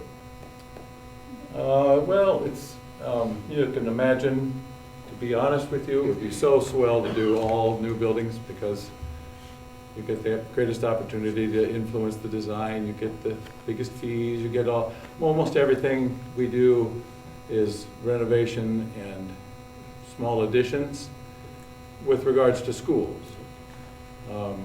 Justice work is a different thing, usually you said projects, but in a courthouse, oftentimes the building is 50 years old and it's, the jail is woefully inadequate, it's yesterday's standards. They've been threatened to be shut down, so they have to build new. So I would say regarding schools, we've had very large projects in both of the bond issues that OPS has done. The large project for Millard, as I pointed out, a brand new school for Mount Michael, brand new building there. So a fair amount. The school in Valdez was brand new. But, you know, 20% new. But in each one of those cases, the decision has been made that maybe we can make this building work if we remodel it or add on to it, that sort of thing. So we don't want to be either side or the other. We'll go whichever direction you want. Could you elaborate just a little bit more, since we don't know which direction, as far as some of the nuances that go on, you know, like you have this facility and it's worth something, there's got to be a price point, a talking point that you can see, or that, just to kind of warm us up as far as things that you've addressed in the past, whether you're not necessarily whether you renovate or build, but just a little background as far as what to expect moving in.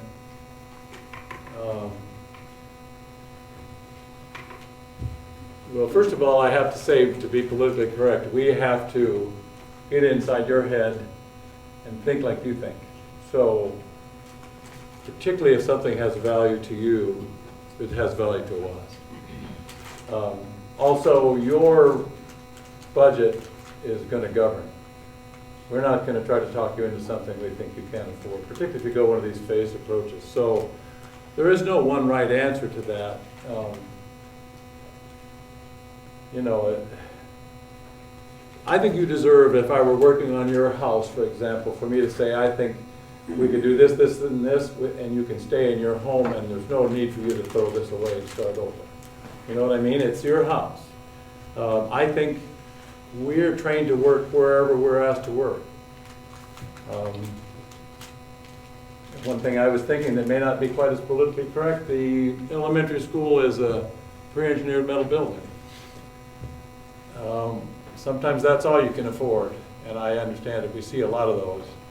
But classically, there's not a lot of investment in anything sophisticated about energy savings. The insulation is simple. The vapor barriers are non-existent. They're difficult to do a lot with. Usually there's a lot of potential to subdivide the inside, but it's a difficult envelope to modify or to make more sophisticated.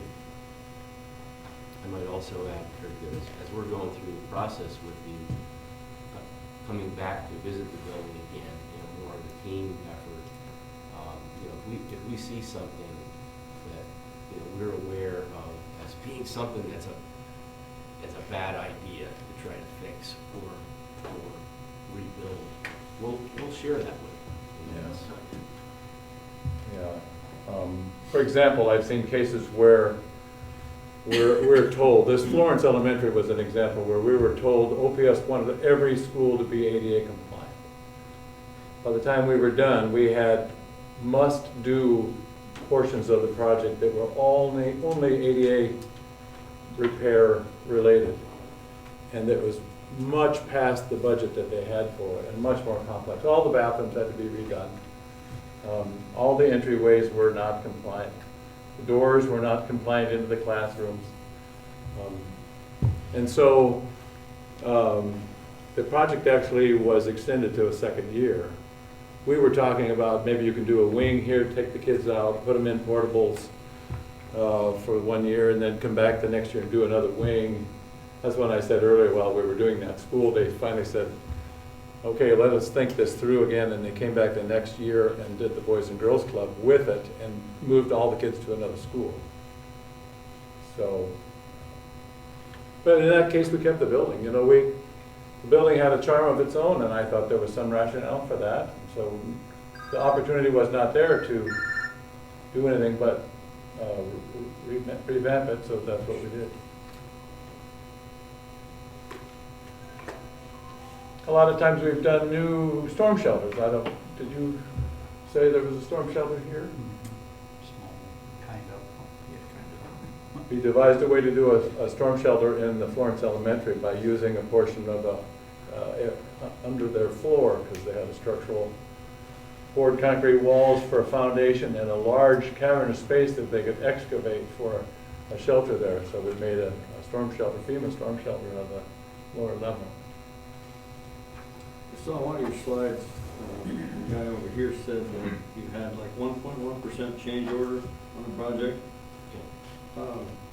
I do some construction, and every one I get into, it seems like they change something halfway through it. How did you accomplish that? Well, we had Pre-planning or what? few or no changes requested by the owner after the start of construction. And the contractor has been very good, and I think our documents were pretty good, so there hasn't been a reason for it, you know. What's your average on a project? You know, for a renovation project, I would say an average that, of the ones that I've worked on, might be 2 to 3%. On the new construction project, that or, you know, maybe 2%.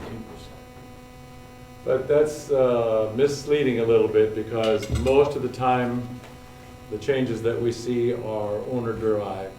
Right. That's true. And they say, well, we've deliberately planned a contingency into this for whatever may come up, and this seems like an unavoidable opportunity. We have to do this. So after a while, we start calculating change orders that are because of something that was unavoidable, that was not owner-derived, and then some that are in the owner's column, just to keep them separate. Yeah, I tend to keep them separate, just in general. You know. Yeah, opportunities, creative opportunities. The gentleman Do you, if I understand correctly, you also do bond campaigns, I hear you say that? there. That's something our firm does, and I think the primary reason is a selfish one. I just doesn't seem like we can do anything and then just cut you loose. So yes. Can you highlight some things that have worked well for you in the communities when you do the bond campaign? What are some things that you've learned that are successful? I mentioned some of that in my presentation, and if you don't mind, I'll repeat some of that, but you have a citizens committee. The citizens committee, as I said, has to be cheerleaders, essentially, not for any one idea. They have to be open-minded, but they have to be cheerleaders for the district. So we help them reach a consensus, but they participate in the design to some extent. We call it pre-design, but the real schematic design is the users who say, I want my office to work like this, but these folks are more concerned with, are you spending too much of our money? Is this a foolish use of our money? Is there too much glass? Sometimes you hear that sort of thing. Is it unnecessary? Are you trying to get the kids in this district to have something nobody's got anywhere around them, you know? Those things are important to the average citizen. They're going to spend it. So that group has to believe that you have evaluated every other option, and they've participated in helping you reach that decision. And then they usually are your best spokespeople.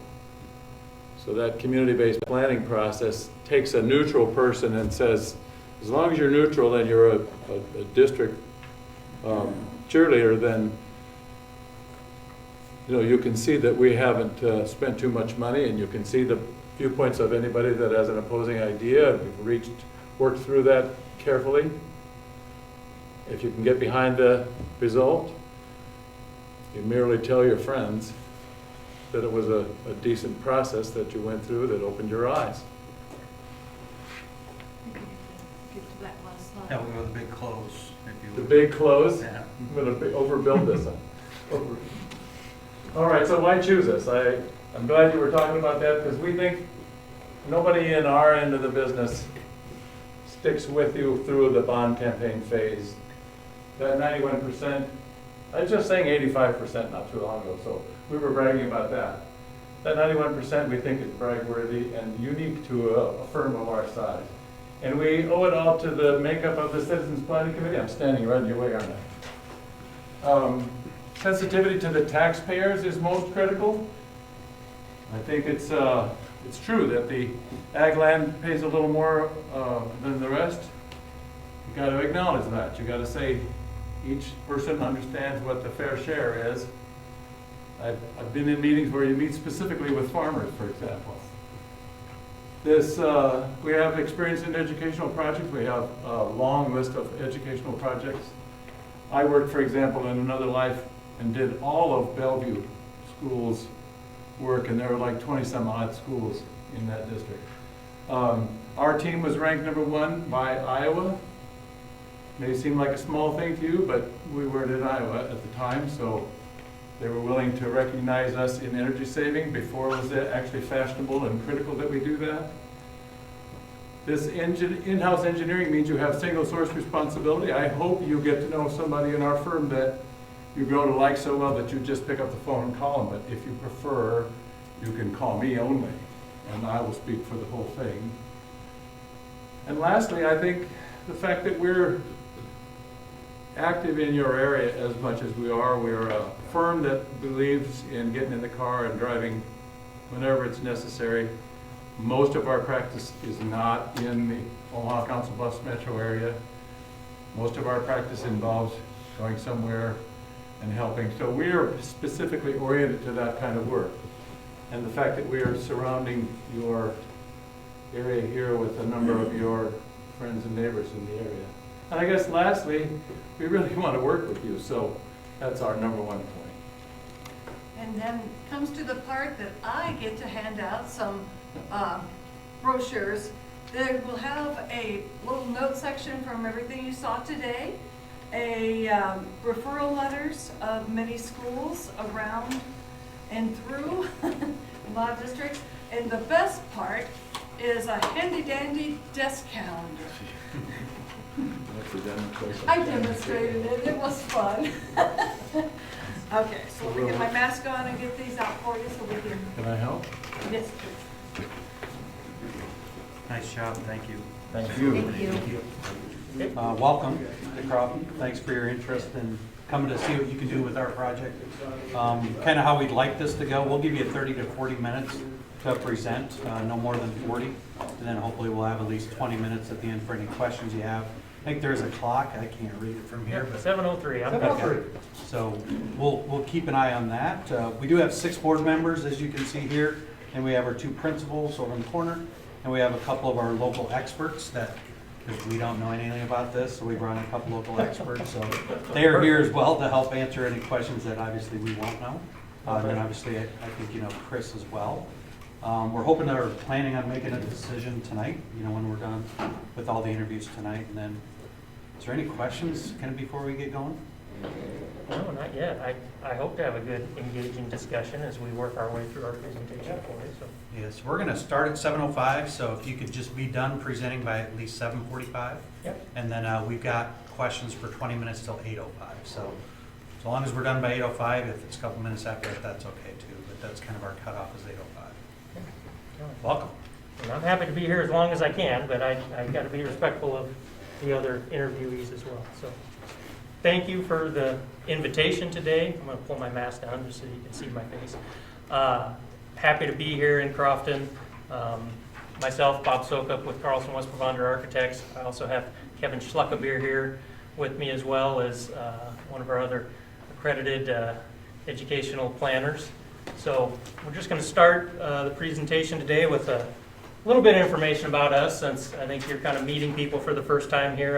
As I said, I have had the opportunity to kind of meet with Chris and a couple of occasions to be up in Crofton already, but Carlson West Provender Architects, we're based out of Omaha, Nebraska, established in 1987. Originally, I have not worked there that long, but I have a good 15-plus year history with Carlson West Provender Architects.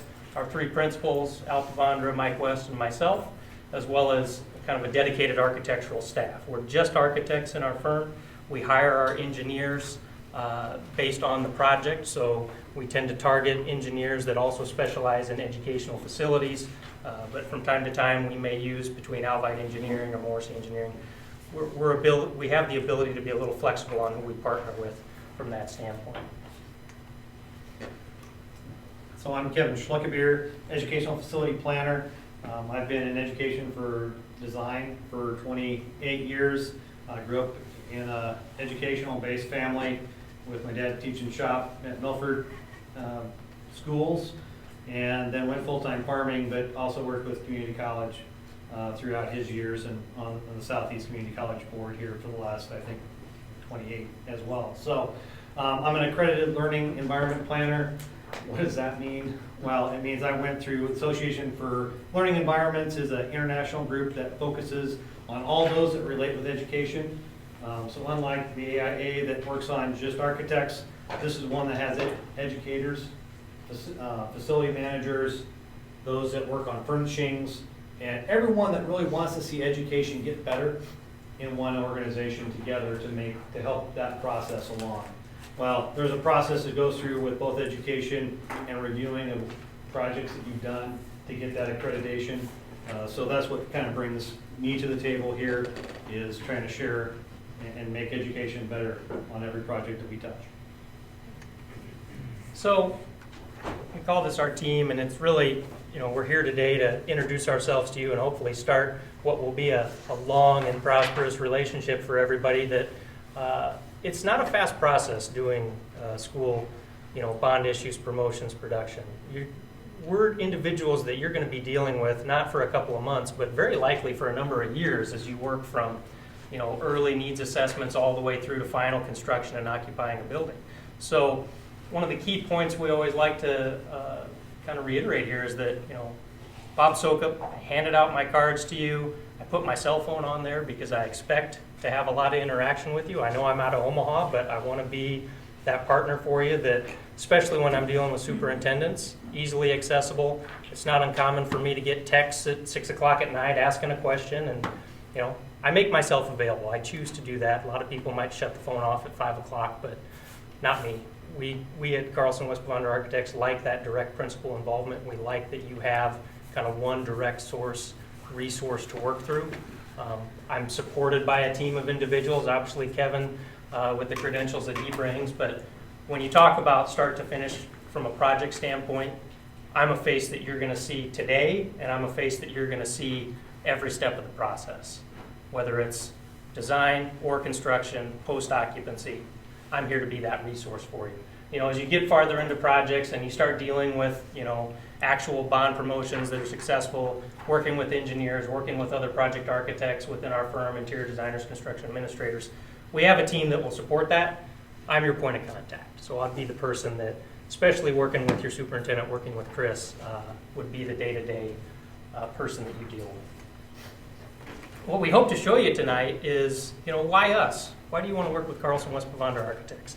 We feel we have a couple of unique things that we're going to bring to the table for Crofton. One of those is educational expertise. I grew up in a small town from North Bend, Nebraska. I work in Omaha now, but I grew up in the rural districts. I love getting back outside Omaha. So I'm from that kind of similar background of the small rural education. I love working directly with the school boards that are the decision makers. And Kevin can attest to this too. You don't get that in Omaha, and you don't get that in Lincoln. You are managed and layered through so many other committees and people. So we have a lot of educational expertise, especially out in rural Nebraska. We want to show you how we're going to be that experienced guide that's going to work with you as a partner, that's going to help lead you to that successful project. We also want to talk about how we're going to get you to, the process of looking at detailed, accurate cost estimating. It doesn't do a lot of good to have early design discussions and plans, and we give you a budget, and then you get to bid day, whether it's through design bid build or CM at risk, and suddenly we're looking for more money. So we want to show you how we get to that kind of detailed and accurate cost estimating process, as well as, what are the things that we use as architects, what are the tools, what's our process for that collaborative communication. And it's not just communication between us and the administration and the school board, it's your teachers, it's your community groups, start to finish. So those are the areas that we want to highlight today within our presentation. Another piece here where we are, I talked about, getting out into rural Nebraska. This is just a snapshot of our educational projects and where they relate. Again, as I mentioned, we're headquartered out of Omaha, but as you can see, we've got a smattering of clients throughout kind of eastern Nebraska, all the way from Fairbury down south to working on a bus barn right now out in Niobrara with Margaret Sandoz. So not afraid to travel, get a lot of windshield time in my vehicle. So just want you to be aware that, yes, I'm out of Omaha, but I'm in your area a lot. So it's something that I love to do, is to travel and get outside of Omaha. We want to talk about opportunities today. So what are the opportunities that we see? We're not coming here with solutions. We're coming here with some ideas. But there's a lot that we don't know, and we know we don't know it. So we want to come to the table to talk about what are the opportunities.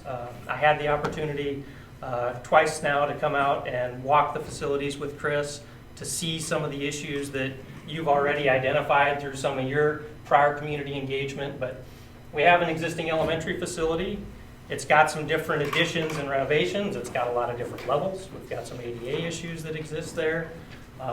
We've got, just within our educational experience, kindergarten classrooms that are separated on opposite sides of the building, which from an educational and kind of standpoint of sharing of some resources, when you have two sections of your kindergarten class, having them co-located sometimes is more beneficial. The rest of the classes we know are single section. There's a unique dynamic here with the Catholic school being right across the street, and it's not one that is necessarily typical from other districts where it's they're them and we're us. I understand there's some integration already between your district. There's sharing of cafeteria space. There's a little bit of sharing of staff in some instances. So, identifying what are those opportunities? How do we need to engage some of those different stakeholders that already exist within how you're operating your facility? Security is an issue, and that's getting to be more and more of an issue for schools and administrators. I know sometimes parents maybe don't see it because most rural communities like this, you grew up here, you went to school here, it was fine when I was in school. So seeing that transition to change to address security when you walk in the front door at the elementary. I have a camera system and I can control who comes in the front door, but as soon as I get through that camera, I get through that inner vestibule, I don't necessarily go face to face with your administrator or your secretary or your person watching the front door. They're down the corridor through a side door into your other room. So if I had nefarious purposes, which you don't expect in communities like yours, I could get in that front door and take off down a corridor, and now it's a foot race against somebody who was in the office that thinks, oh no, they didn't come in and check in. So identifying those opportunities, something definitely, we've got a list here that we've generated, but we need to have those discussions with you as well. We know from a site standpoint, we've got some great opportunities. You've already acquired a lot of land around your high school facility, where we know we have the existing elementary that's inside of town, bordered around some of the residential streets, but we also have opportunities where, with the high school and the track, some adjacent properties to the south, and even some adjacent properties to the north, you got a lot of space, and that's a plus. That's a strong benefit. Push the X in the top right corner. Oh, I touched the screen, didn't I? Sorry. I cancel this card. Okay. Opportunities for Crofton. Again, we're kind of spitballing some ideas out here. We don't expect any of these to necessarily grab hold tonight, but we want to talk through what are some of the options. You brought it up in your letter of request to us to say, maybe it's an elementary, maybe it's a renovation of the high school, maybe it's an addition, maybe it's a standalone facility, a couple of different options. So what we've done here, And, it's a great opportunity. We've got a lot of thought into some of how these can go, but the problem is that thought happened without you being part of that bubble. So that's a big hole for us. These interviews really ask us to come in here with ideas and presentation. Well, the way we work is we're a reflection of your needs and your wants and your wishes as to how these are developed. So keep in mind, with a grain of salt, there's thought process, which we'll share a little bit about it right now, but we're missing a key ingredient, and that's you at the table having those conversations to balance the priorities on how we make these decisions and what needs to be included. So keep that in mind. and we'll have an opportunity to revisit these later on if you want to delve in more deeply into some of them. But we've got kind of 5 examples here between, is it a new elementary on the site to the south of the high school? Does the elementary approach the highway like your high school does, or is it offset? How does that deal with parking? How does that deal with circulation? How does that deal from a size standpoint where now, instead of having your existing facility with the programs and spaces that are there, we did a little bit of rough programming on our end to come up with, just shy of a 40,000 square foot elementary addition. That may be right, it may be wildly off, but it's a good starting point from the program that we've seen in your existing facility, the spaces that you have today. If we had to abandon that site and start new, about how much area would we have? Same thing with the playground spaces. So I'm showing, it doesn't really show up on here, but I'm showing this lighter colored rectangle there that's a reflection of how much playground space do you have today at your existing elementary facility, and if it moved to this site, how much space do you have, right? So the top left and then the next one on the top are brand new elementaries that may find different orientations on the site. You move to the top right and we have, okay, maybe it's an addition to the high school and we make one facility. But now if we want to build to the east, what happens? You've got your industrial tech, you've got your bus facilities. Those have to be relocated, right? So it may make sense, there's some pros to it in one side, but do the cons outweigh that? Those are some of the discussions we have to have. You could also build to the north. You could come off of the corridors in the bottom left corner. Maybe you build coming off the classroom wings. How do you identify, a separate identity for the elementary, separate entrances? Again, you're building through your wind belt there. Good things and bad things, all parts of things that we would want to explore. And then finally, you can come back to your existing elementary site and say, well, you have enough room to rebuild what you already have there. If you don't have a lot of need for growth, we can make that site work. Your addition there is probably closer to 22,000 square feet, and we've kind of oriented it in a way where maybe you could phase it, where you could still occupy your facility as part of the new additions being built. You're going to sacrifice some playground space to get that done. Maybe the gym is worth saving. Maybe you renovate that. That's a lot of square footage that you won't have to rebuild. So all opportunities, but the key aspect of this is, at the end of the day, we want to come back to you. We want to present the opportunities in a similar fashion of this. We can outline the pros, the cons, have you decide as the stakeholders in your community what makes the most sense. And we're going to do it just kind of like you see here. We're going to throw the ideas up on the wall, and we're going to want you to tell us, I like this one, I don't like that one. It's going to be a process, and we're going to talk you through that process here today. To show you a little bit of that experience working out in the districts, again, now I'm looking at, of those examples here on the right, looking at, well, what happens if it's an addition and a renovation? Wayne Community Schools. Back in about 2012, we worked with Wayne Community Schools to relocate their middle school. They had an aging elementary facility full of asbestos, didn't quite meet the needs of the district anymore, was going to be more expensive to try to renovate it. They opted to say, let's abandon the elementary, let's bulldoze that, let's take the elementary and move it to the current middle school, and let's take the middle school and move it to the high school. So what you're seeing here in the gray is the existing high school areas, the green was the new middle school 2-story addition, and then a little bit of renovation in blue in the center for their front office spaces. At the same time, that was the high school. We had an existing middle school facility that needed to be converted to an elementary. Again, anytime you're dealing with existing facilities, you got to understand the codes, and architecturally there are things that we have to follow with elementary age kids. This was a 3-story existing building. You can kind of see through the dark outlines where it was one of their original schoolhouses. Kindergartners, first graders, preschoolers, they all have to be on the level of exit discharge. You cannot put them on an upper floor. You can put first grade on an upper floor if you have a dedicated stair egress for them. But so understanding that this was the solution, we can renovate some kindergarten classrooms on the lower level, but we actually had to come back and do an addition for the first grade classrooms to make that work with the facility. You can see here on the left the image of that, what used to be the middle school that we converted to the elementary. You can see it's a highly ornate architectural feature. It's a building the town loves, so they wanted to preserve it. That was one of their priorities. That's what drove us to say that facility needs to be kept and renovated. And then on the left-hand side, you can see a little bit of our addition. A couple of example classrooms from within that addition for the first grade rooms. Along the same lines, again, looking at maybe saying, hey, how could we link the buildings? Maybe we're replacing some industrial tech in the center, creating that transition between elementary and high school. Niobrara Public Schools, about the same time frame. They had an existing 3-story high school, early turn of the century kind of structure.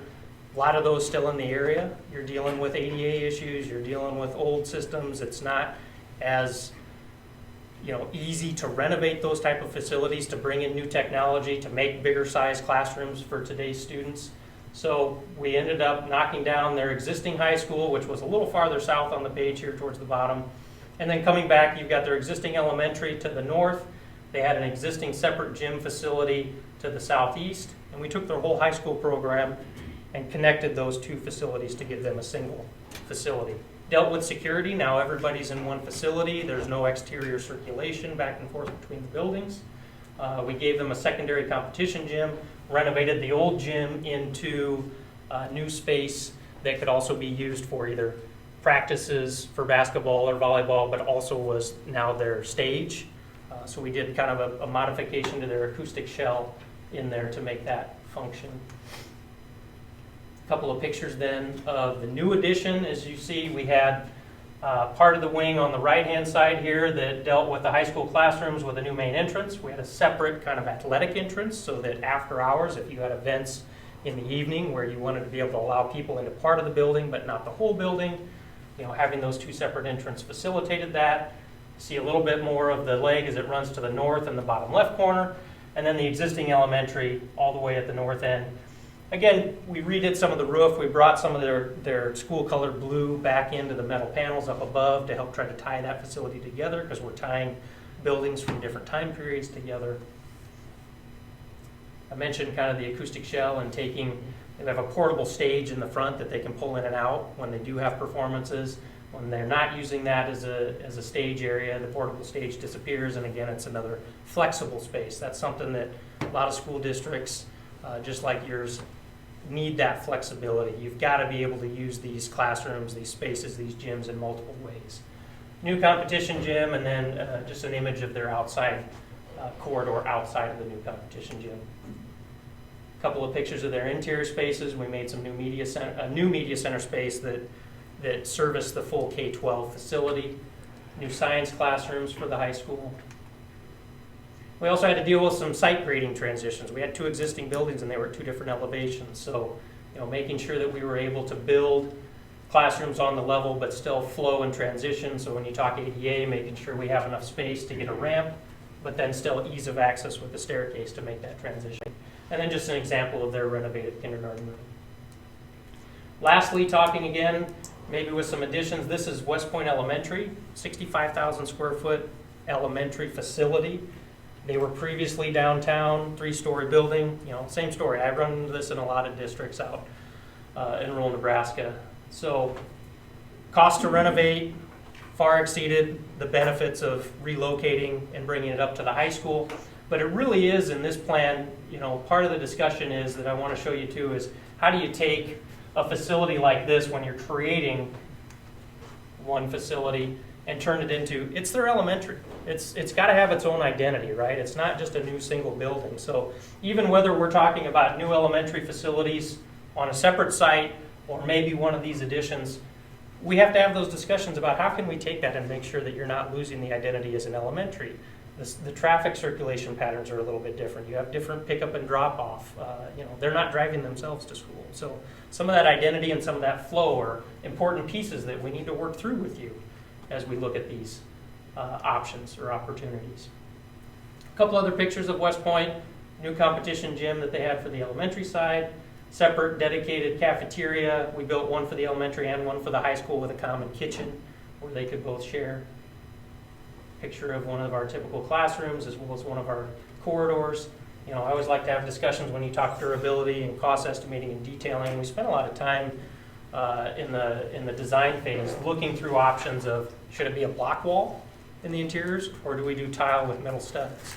And through kind of the cost estimating phase of looking at, what's the time of year that you're building? Are you going to have to heat that masonry if you're building through December?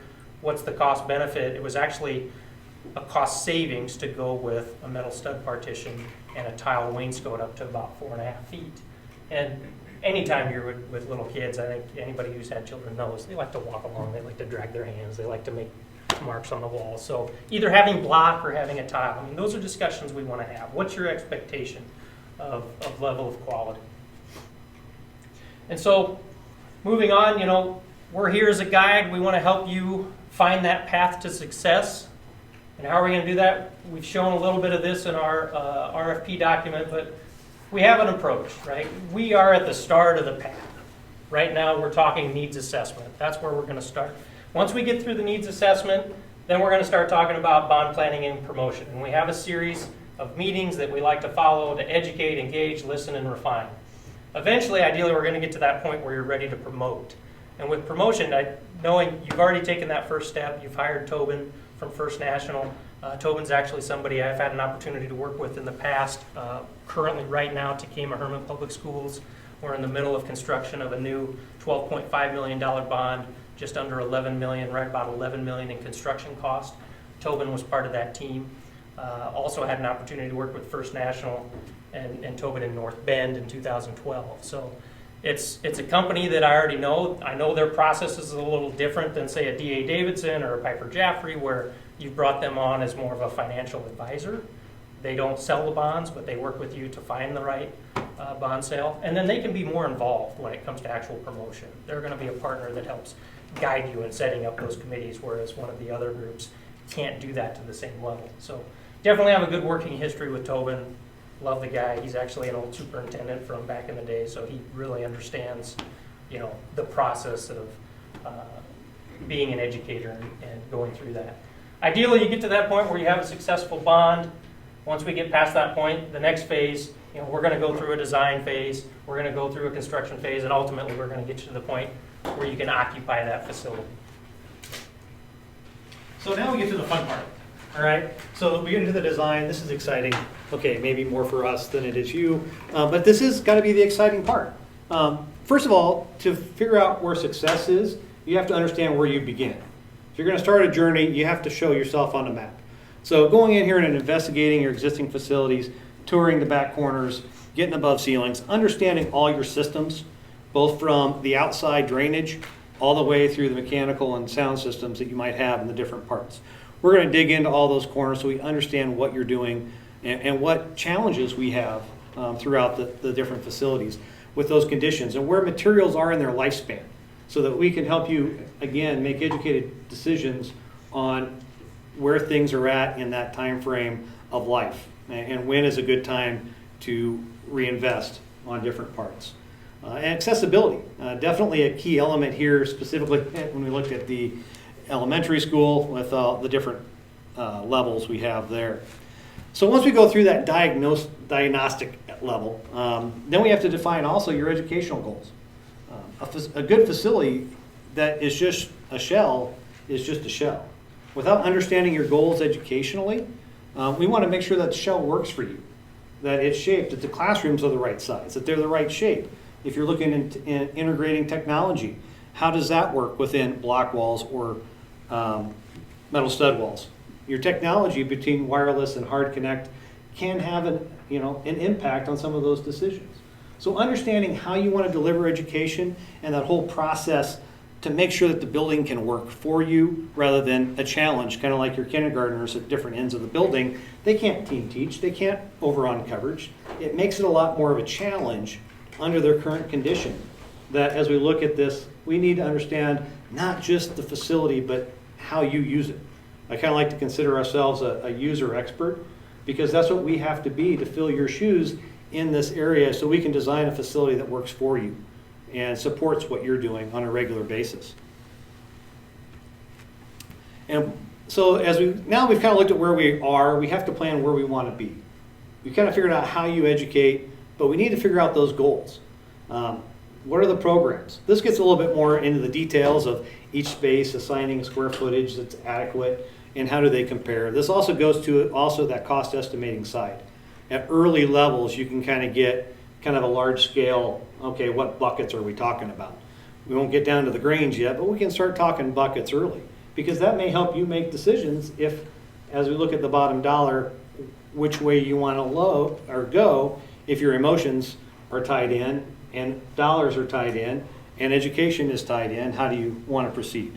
So here are two options that we kind of did a quick look at. Again, this is not something that you can really read on the screen, but new elementary school about 40,000, and then if we did the elementary on the site, you know, you're looking at about 22,000 square feet. New construction, the gym, in addition to that, right, is additional square footage, but now you're talking renovation versus new construction, so a Right. little lower cost. But then again, you could say, well, maybe that site's the right one. So maybe instead of a single year, let's go to a 2-year addition remodel, where maybe that gym does have to come off and we do a new gym, but we cycle stuff in a phasing way so that you reinvest on the entire site. But again, that's where you need to be at that table helping make decisions, both from an educational, a financial, and a location and community input. And they have cost impacts. To build a new elementary on a separate clean site, it's great. You stay in your existing facility, you're going to build a new building while you're still teaching in the old. But to renovate on the same site, you're going to be impacting some of that educational process for the students because you're going to have an active construction site, if you phase it properly, adjacent to your educational facilities, and then you're going to try to transition them to the new facility and renovate the old. But there's impacts and there's decision points for you as an owner to say, yeah, that makes sense, or no, it doesn't. And again, additional opportunities educationally for your classes to either use that for even elementary school, doing essays or pictures of what is the perfect classroom or what's my school should look like. And then you have an active site that you can share via camera or, you know, work on how we can get them through the site occasionally Have a or adjacent professionals to it. day. Right. This is an iron worker, this is a carpenter, this is a mason. You know, Right. Those So, I guys mean, are here. It's a great opportunity regardless of what direction we go, but you also have to consider what the future is going to hand. And I'm sorry, we have a pretty good crystal ball, but it's been in the shop. Probably yours is too.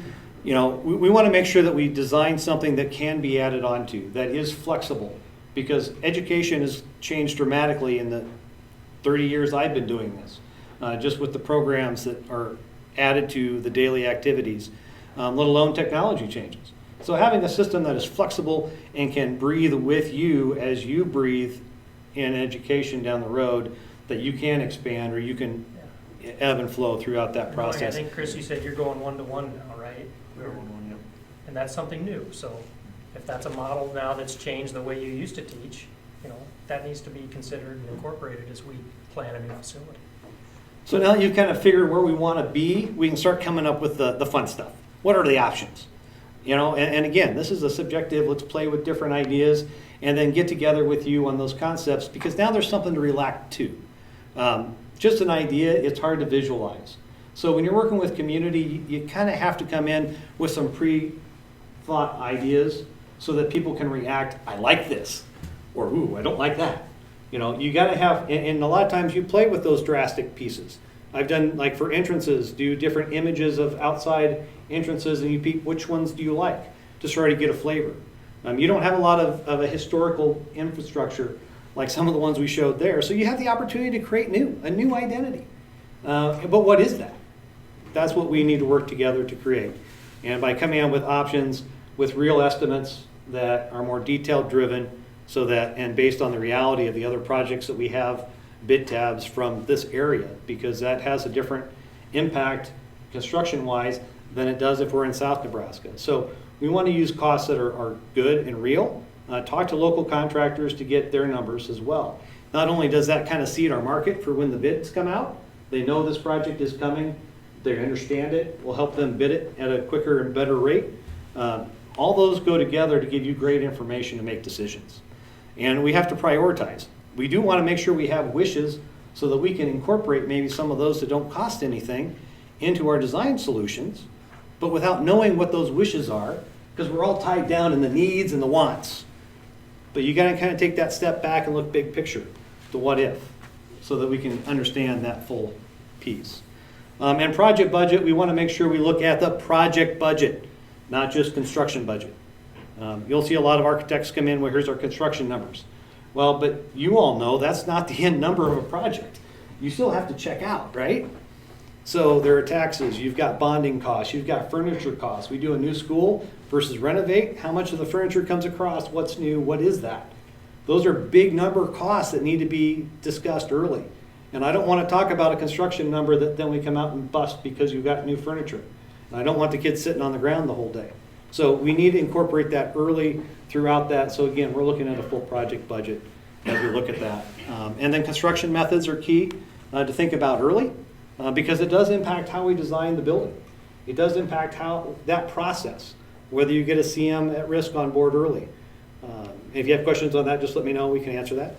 Or design, bid, build. Those are key things. And if it's new versus renovation, that may make a difference on which way you want to go because of the advantages and disadvantages of those different construction delivery methods.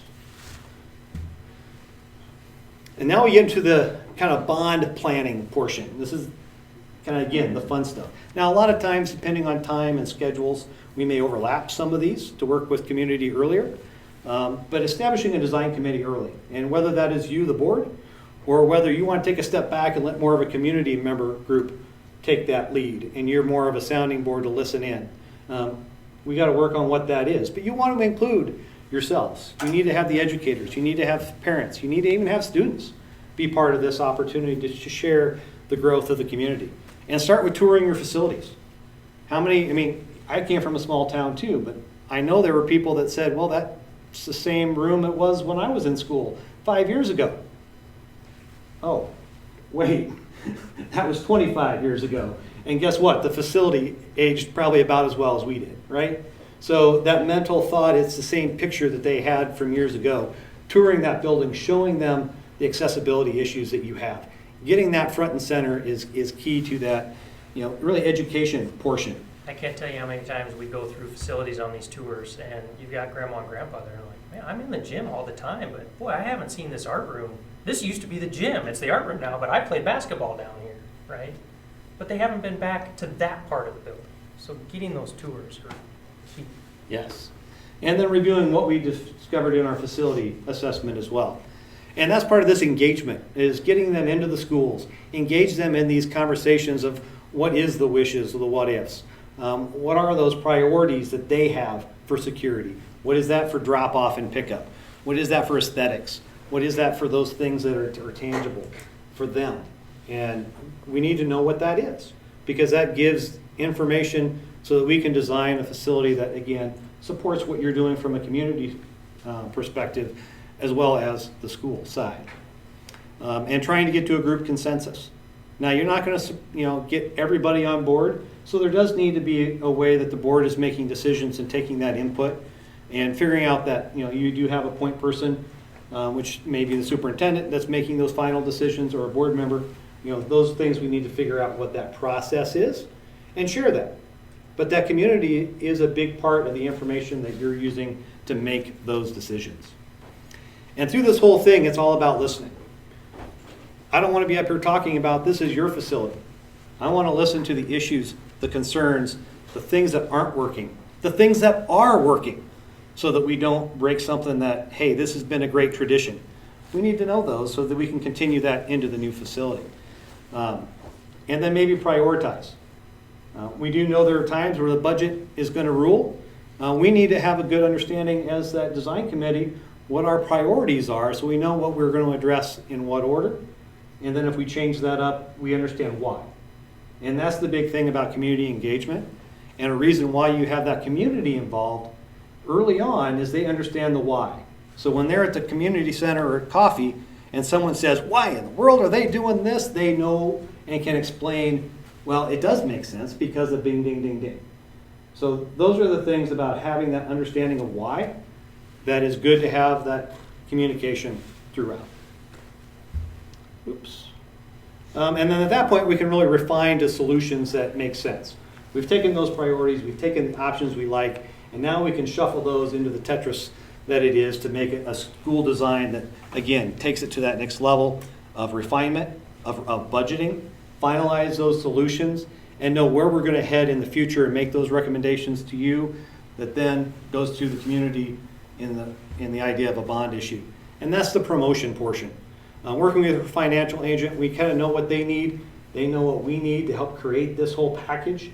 And again, the community is a big element of that promote, to get out there and share the word and what we're doing to those that aren't necessarily day-to-day involved with the school. But you have landowners that care, because it does impact their daily life.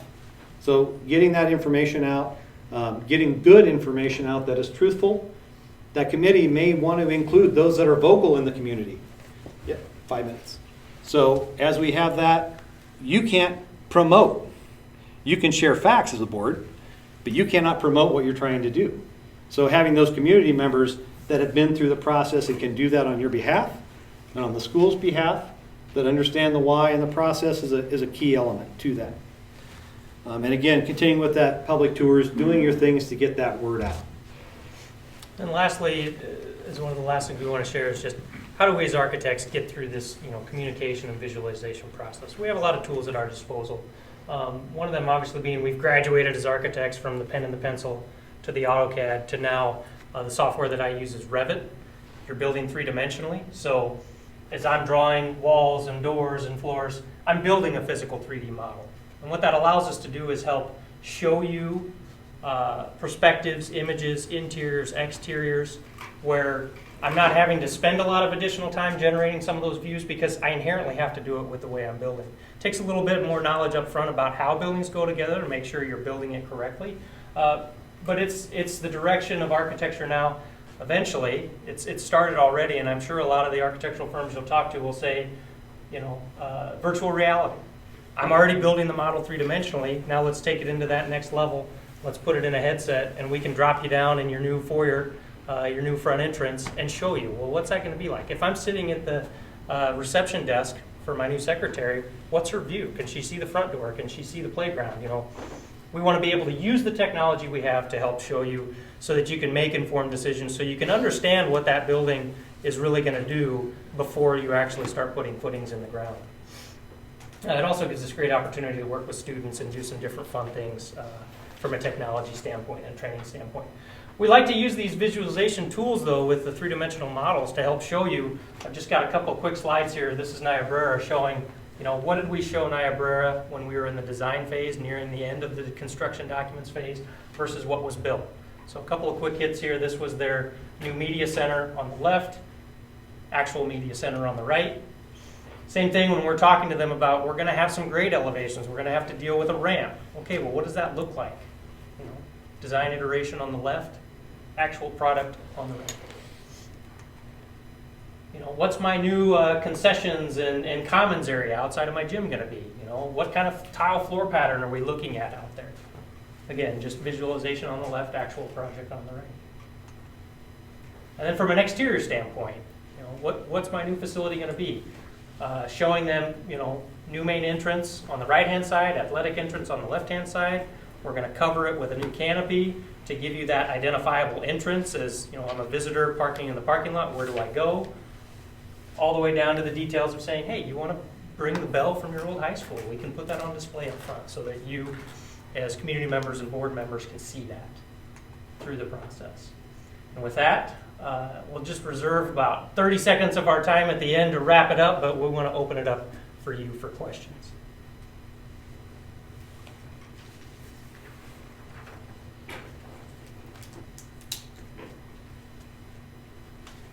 When this facility was built, one of the arguments about it was having a flat roof design versus a gable roof, metal roof. Give me your opinions on, because we've already had to replace this roof already, it's 30 years old, I've seen that one. But anyhow, it was a big sticky deal. What's your opinions on roof designs from flat fabric like this versus, gable metal? First opinion is it doesn't matter what kind of roof you put on there, eventually it's going to leak. Whether it's 1/2 inch or 1/4 inch per foot, 1/2 inch per foot, 2 and 12, or more residential style. Is it better from our climate to have a pitched roof where all that water is going to shed? Yes. It gets a little tricky sometimes in construction when you deal with spaces as big as a gymnasium, because the pitches and the space, the 100-foot widths and size, it lends itself to that type of a roof with a flat roof. And it comes down to what technology do you pick in the end. Is it a modified bitumen system with an asphalt? Is it an EPDM, a TPO? A lot of different options. And again, there's cost impacts that come into play there too. You know, yes, you might have a different warranty or maintenance period with a pitched roof. How does that compare cost-wise with the structure that it's going to take to build that pitch? I mean, I've seen it done both ways. It absolutely can be done. It's your choice. We're going to help try to show you, here's the consequences from a look, a design standpoint, and a style, and a cost standpoint. And I actually had a project where it was, they had someone come by and say, hey, we're gonna put this umbrella metal roof on top of your existing facility. And, you know, and I've had a lot of experience with those. And as long as the leaks don't align, it's a great system. But they had a project that was designed as a low slope roof, and then they wanted to put a pitched roof on here. But we started looking at that holistically, because that entire site design was designed for the water to go through the building and out and be managed. Where now, when it was going to be sliding to new gutters, now you have that around your perimeter. They had perimeter sidewalks. Okay, how do you deal with that in winter safety? How do you handle that at the front? So it became another kind of snowball effect of how do I handle the water management around the facility, not just on the roof. And so we went into basically an hour-and-a-half conversation of every roof type, advantages, disadvantages, until they were able to choose what they wanted to do to move forward. But the water management, when we looked at a half-inch rain on that, it was a lot of water that they were going to have to shed to the exterior. So it all comes down to that process of discussion and picking what's right. But there are systems that will give you a longer life than like EPDM if you don't design it right, because we do get a bit of hail here. So that is something that you got to consider in any roof. The metal roof, you won't get any claim on it unless it leaks, but it can look like a dented pebble beauty. But if it's not leaking, they're going to look and say it's okay. So depending on if you put a hard deck underneath that EPDM or modified bitumen so it has more bounce, you know, those are some pieces. We can go on for hours on that. I got one more question. It was a sticking point. That's what I brought up. Yep. How has your design thought process changed with code? At all? You or me? Go ahead. So it varies on the community. I'm very familiar with technology. I did a project out in Alliance where it was a very high, and this was probably 2010, new technology, but they were pushing distance learning in their schools. Dan Hazing was actually selling teachers to other districts because he couldn't afford French, but if he and 5 districts, he could afford French. So it comes down to the community and how we handle it and how they're going to accept different options. Here, I mean, you have to have the tours. You've got to get people in the school. Now, whether you do that digitally and it's on a website, where you show a walkthrough and you show a series of photographs that walk you through that, it's just more figuring out what that communication plan is that's right for this community and working with you to maybe it's a mixture. Because there is something to be said about being face-to-face, mask or no mask. There is something about the human connection of, hey, are they telling me the truth? Are they leveling with me? Do we understand this? And being able to read the body language of, oh no, I need to explain this more. So, which is a little bit harder when you're distance learning, and those teachers who understand that, you're so focused in a small vignette of what you can read. So it's one of those things we have to work through, but it's a challenge, but it's not the end of the game. So I think it's usually a mixture, and you think about what works, and really what's your regular communication with the community. If you have a high active website, then that's a great opportunity to use that website to share more information, or even record stuff like you are here, sharing that out. So opportunities is what I would say. Does it change the process? No, because we still have the same information that we need to gain and the same information that we got to get back to you to make decisions. From an educational standpoint, though, when you look at communities and districts such as yours, you don't have the same stresses that an OPS or an LPS has, where they're pushing 28 to 30 students in an 800 square foot classroom. If your class sizes are 15 to 20, the same size classroom would allow a school such as yours to spread the students out a little bit more, it's not as ideal, but you probably have a little bit of that flexibility built in when you have those smaller class sizes, like you do out in rural Nebraska. So that helps. I'm with Kevin. I think it's better to be in-person learning. There's that human connection that's very important. But again, I think it has to be a discussion. I think a lot of school districts have learned a lot of lessons about COVID and how well the technology that you have at your disposal today, what you may think you need to invest in the future. So those are all discussions that we want to have. You know, do you want to have the opportunity to do remote learning if something like this would happen again? All valid discussions, but from a design and a space planning standpoint, I see it less in the rural districts where it's harder to educate the students just because you do have the smaller class sizes and you can space the desks out 6 feet, follow the CDC and the health department guidelines and still educate your kids in the building.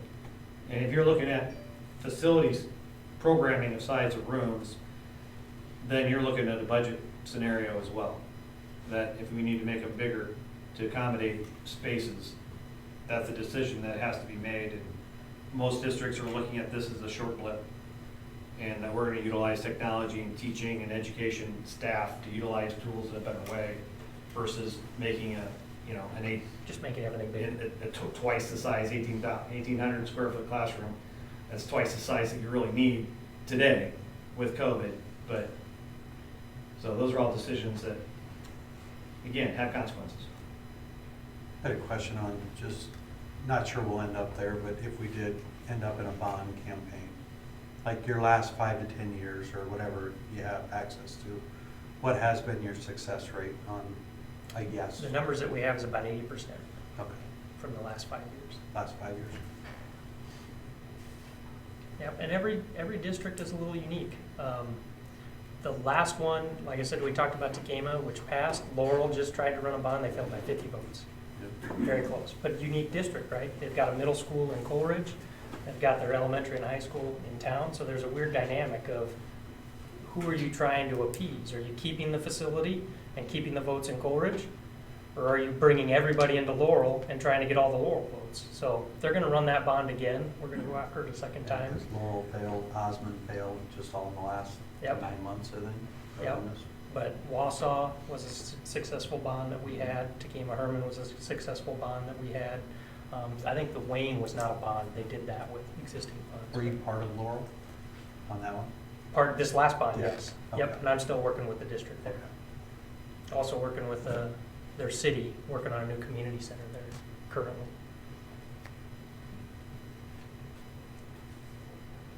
Would you be the face, Bob, if we were to go with your guys' firm? Or would both of you, or how does that go down as far as that engagement, listening, all that portion of the? I'd be the primary. Okay.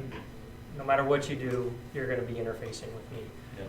Kevin, absolutely up front when we're talking needs assessment and kind of the planning phase. Probably less so with Kevin as you get past a bond and you're working on design and construction. But I'm your constant. I'd be the person that, start to finish, you're gonna see me the whole way. And I'd tell you, talk to Margaret, talk to Brad in Wausau, Brad Hazing, talk to Mark Lenahan and Wayne. I mean, there's a reason I put my cell number on that card. They use it, and I appreciate that they use it. What kind of, so if we went with you guys, what kind of time frame? How quick is the process gonna start as far as get together? Process can start as soon as you say go. I don't have a timetable. We definitely have, if you look at our RFP document, some kind of recommended timeframes between the different phases of the process. As Kevin mentioned, sometimes you can short circuit a few pieces of that. It depends how much between the needs assessment and the community engagement process you want to overlap. Do you want to start with the board process and the needs assessment and really work through all these questions and come to the community group with an idea of saying, hey, we've already evaluated new versus renovation, and here's kind of what we're thinking, and let's try to get them to that same point? Or do you want to have them be involved from start to finish and let them drive the process? And depending which way we want to go may affect that timeline. Typically, when we get into the bond promotion process with community engagement, at a minimum, if I have 6 meetings, I want to space them out at least 2 weeks. Just because, one, you don't want to burn out your community group, right? They're volunteering some of their time to come to meetings after hours. And then two, we need a little bit of time after we have that meeting with the community group to react to it and prepare to come back to the next meeting with solutions and responses. So it can be usually depending on the number of meetings, but we always space it at least 2 weeks apart.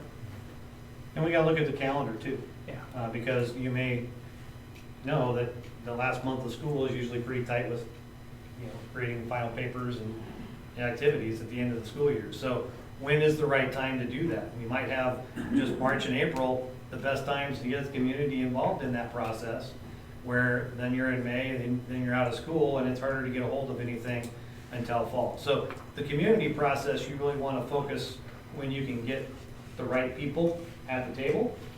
Over the summer, it's great to work on design process and things that is more of a smaller, unique group that is with the administration.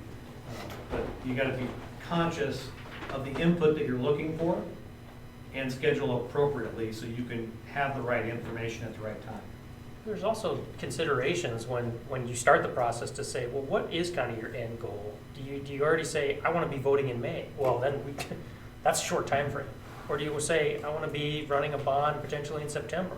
Or when can we have the needs assessment done so that we can be doing that? Because if you pass a bond in May, is a whole different timeline than if you pass a bond in November.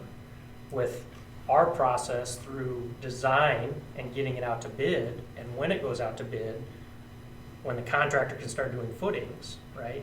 You're much better off if the timeline aligns with somebody being ready to hit the ground running in the spring, as opposed to our process ends with us in design sometime in August or September. Now I'm putting the contractor behind the 8 ball with trying to start footings in the middle, leading into winter, and then working through the winter, which can add cost depending on the type of construction you pick. Depending on demand and needs, that's part of that goes into that overall conversation. So did you learn anything from the bond proposal in Laurel, Concord? Did you take anything Yeah, away from it was actually a really good community group process. They never had a no campaign vote that got out against it. They purposely said they wanted to vote in November at the presidential election because they wanted to know where their community sat. So we know we're going to have a big turnout. Let's vote it in November. They were expecting the numbers we were targeting for yeses assumed maybe an 80% turnout, which is a high turnout. They got an 84% turnout. So they hit their number of yes votes that they needed, but with the bigger turnout, they missed it by 50 votes. So really, you think about it, they missed it by 26 votes. It was that close. If 26 people had flipped from a no to a yes, that one would have passed. So now the discussion is, okay, let's look back and see. We did a survey. We did a follow-up survey to the community to say, hey, here are some different criteria. And was this a consideration for you? Why did you vote no? What was a driving factor? So we gathered that data. We had another bond workshop with the school board back in January to talk about next steps. It's going to be a decision for them to say, do they think what failed the vote is that more people in Laurel feel that it's time to close the facility in Coleridge? And do you gain more yes votes there versus do we appease the people in Coleridge now and say, okay, well, we're going to add a roof project so that you're getting something in Coleridge, right? Where now it's a balancing act. And the other consideration is if you do another special bond that maybe happens in July, you're not going to get an 80% voter turnout. So how motivated were the no votes? How motivated will they be to come back and vote no again? They've still got a lot of enthusiasm and kind of effort, a good community group there in Laurel. And like I said, they're going to run it again.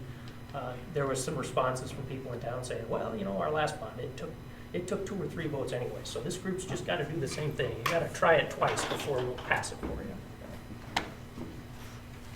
I followed it. You guys did a lot of nice stuff on that. I saw the website and all the pictures and stuff. And I know 2 of the board members, and I thought it was really well done. I thought it passed. I was a little surprised it didn't. Yeah, I think they were too. There's some old stuff. They're not giving up. We're not giving up. Did you do a scale model for that project?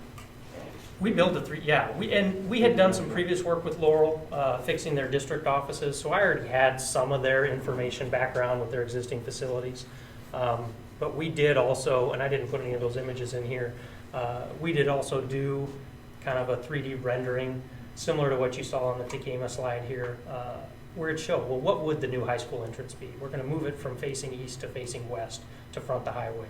So we gave them a couple different renderings I mean, like that. when you went to pass the bond, you actually had the physical. No, we didn't build a physical model. Everything was renderings and images. Well, when we did this one that time, we had an actual physical.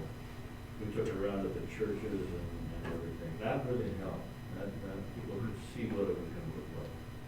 I mean, I'm not technically advanced like you guys are. I can't run a computer and make that, but I can see physically. Sure. I thought that helped. Yeah, we've done them in the past. We don't do a lot. It's with technology and how easy it is to do options three-dimensionally. I mean, once you build a physical model, to cut a roof plane off and change it around is a little more time intensive. But if you wanted me to be able to say in a community group meeting, what would that look like with a pitched roof? Here, let me just turn the different option on and give you another perspective view of what that might look like. So we have a lot more flexibility to show more options when we're not tied to a physical model. Got about 5 minutes left, so we get time for more questions, but we got 5 minutes. With some of the other options that have been out there as far as other firms, it's kind of a split between architectural only versus in-house engineers, in-house design. What's your guys' opinion, obviously being architect only? Does that tend to aid, or is it a negative at times from cost as far as maybe unexpected cost increases, or is that all hashed out prior to? Nope. Yeah, from our standpoint, when you sign a contract with us with a fee percentage, I've already got my engineers on board, and you're gonna get it for that price. We're not gonna come back and say, well, my engineers had to do a little extra work here, and here comes the cost. I control that, so that when we negotiate that, that's your number. The process is the same either way, whether I have the engineer sitting in the building with me, or whether with technology today, it's a phone call or it's an email. The interaction really isn't different from my standpoint, working as an architect only. If I had them in-house, I'd still be, having to do coordination meetings. And the amazing thing that I've run into, Kevin's probably experienced this in the past too, even when they're in the same building, sometimes you have to force them to collaborate. I have mechanical engineers and electrical engineers that are in the same room, and yet I got light fixtures on ductwork, right? You guys can see each other's model, you can talk. So it's the same difference either way in my mind. Whether I'm an architect with engineers in-house, I still have to be that point person that's kind of the jack of all trades, making sure that everything is getting coordinated. Because a lot of times engineers can just get tunnel vision of, this is my ductwork and this is my unit and here's my most economical route to route it.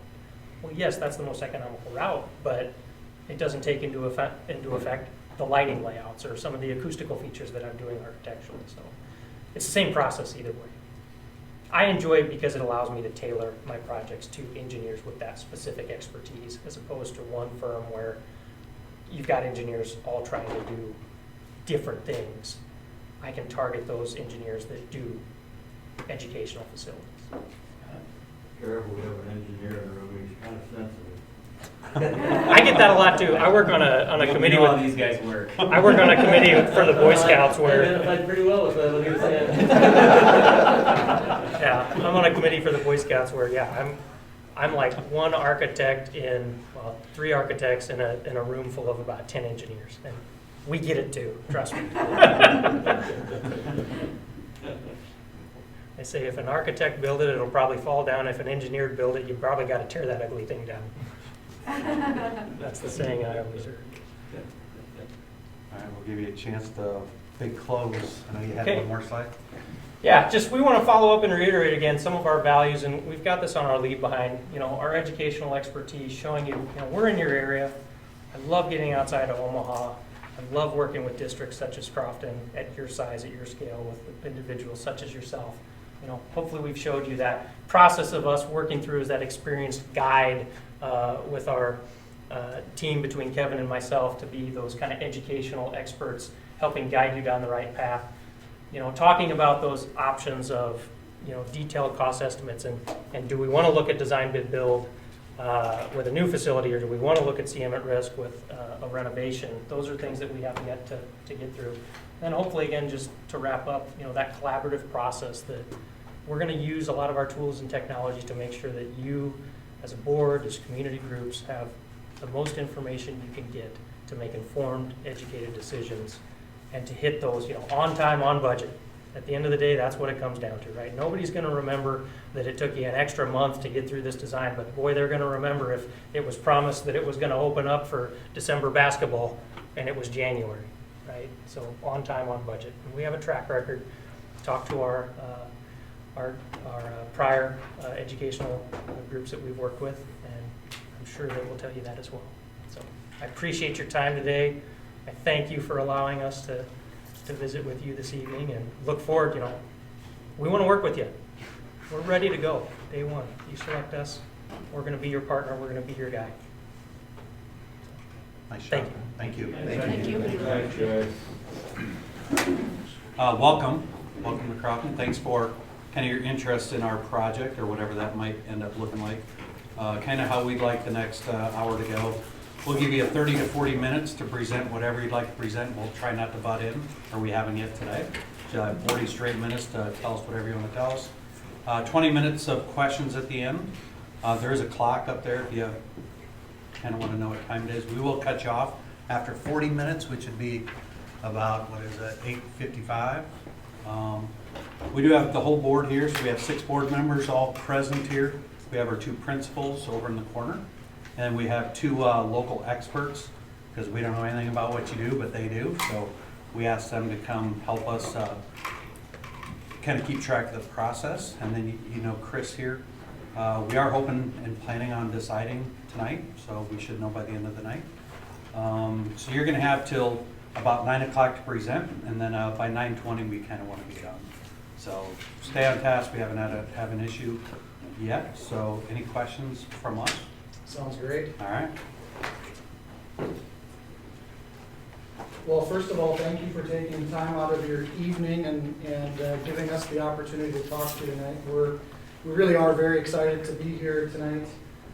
This is a project type that we're certainly passionate about, and we're going to show you tonight why we think we're the right team to partner with the Crofton Community School to deliver a successful project. So we are Architecture Incorporated. We're out of Sioux Falls and Rapid City. And we're going to tell you tonight why the combination of creative solutions and proven service makes us the right team to help deliver a successful project for the Crofton Community School. We're going to start by talking about our team. The thing we want you to take away from the team that we have is this team was chosen specifically for your project. And this is the team that would be involved, like it says, from start to finish. That's really important for us to deliver on that proven service. It's important to us to have the same group of people, the same faces that you're working with involved all the way through the project. So I'm Andrew Eitram, Vice President and Principal Architect at Architecture Incorporated. I will be involved in your project as a project architect, working with our team to coordinate and deliver the project for you every step of the way. And I'm Steve Jastrom. I'm an architect, and I'll act as the project manager here with your project. I'll oversee your project from beginning to the end. I'll be very involved in all phases of the project, especially toward the beginning. I do specialize in school design. K-12 is what I love and I have a passion for, and I love to do schools just like yours. And I'll be involved in that fashion as well, from beginning to the end, as Andrew mentioned. I'm Terry Miller. I'm a project architect, same capacity as Andrew. From the beginning to the end, this is sort of, like Steve said, this is what we like to do. The schools fell into this, and it's a project type that is near and dear to us. So beyond the 3 of us, we have Angelie and Jason involved in the project, interior designer, contract administrator. Then we've also got a team of consultants. So our firm is just architects and interior designers. So we hire outside consultants for engineering services. So Associated Consulting Engineering out of Sioux Falls, we've done almost all of our K-12 projects end up being with this firm for mechanical, electrical, plumbing design, and then Albertson Engineering for structural engineering. As we mentioned in our proposal, we would work with the district to find a civil engineer and mutually agree on that civil engineer for the project. So back to proven service, it's really important to us to deliver on that promise and that commitment of delivering that service to you through the whole project. And part of that commitment to service is making sure that we've got 2 partners on every project. So Steve and I are both partners in the firm. On this project, we also listed Jason, so you've got 3 partners dedicated to your project. What that means for you as an owner and as a district is, if there are issues throughout the process, you constantly got the ability to call an owner in the company and make sure that we're going to be the people that can help address whatever that issue might be. So the project is falling behind schedule, we'll make sure the right resources are applied. Any issue that you've got the comfort of calling 2 owners in the firm and issuing with that issue, taking care of that issue very directly. We've been in business for 44 years. Again, what that means to you as an owner is we'll bring stability, we'll bring the relationships we have in the industry, and we'll bring our experience and expertise in K-12 education. Like I mentioned previously, we've got offices in Sioux Falls and Rapid City, and this represents the multitude of projects that we've done over 44 years all around the region. Primarily in South Dakota, but certainly doing work in the surrounding states like Iowa, Nebraska, Minnesota. A lot of these projects that you see on the board are K-12 education projects. That's a major market and a major project type for us. What we like to talk about is making sure that the distance from Sioux Falls or the distance from Rapid City, we live in a big state, that distance doesn't mean that we give any lesser service to our clients. So we really try and push that service and focus on that throughout the process. And some things I want to mention, even to follow up on the distance here to your school, here to Crofton, we feel this is close. You're just in our backyard. That's how we look at it. And as Andrew mentioned, we do schools. That's the 3/4 of the work of our firm. We have a staff of 25 architects and interior designers. 3/4 of our work is K-12 schools and universities. We specialize in that all around.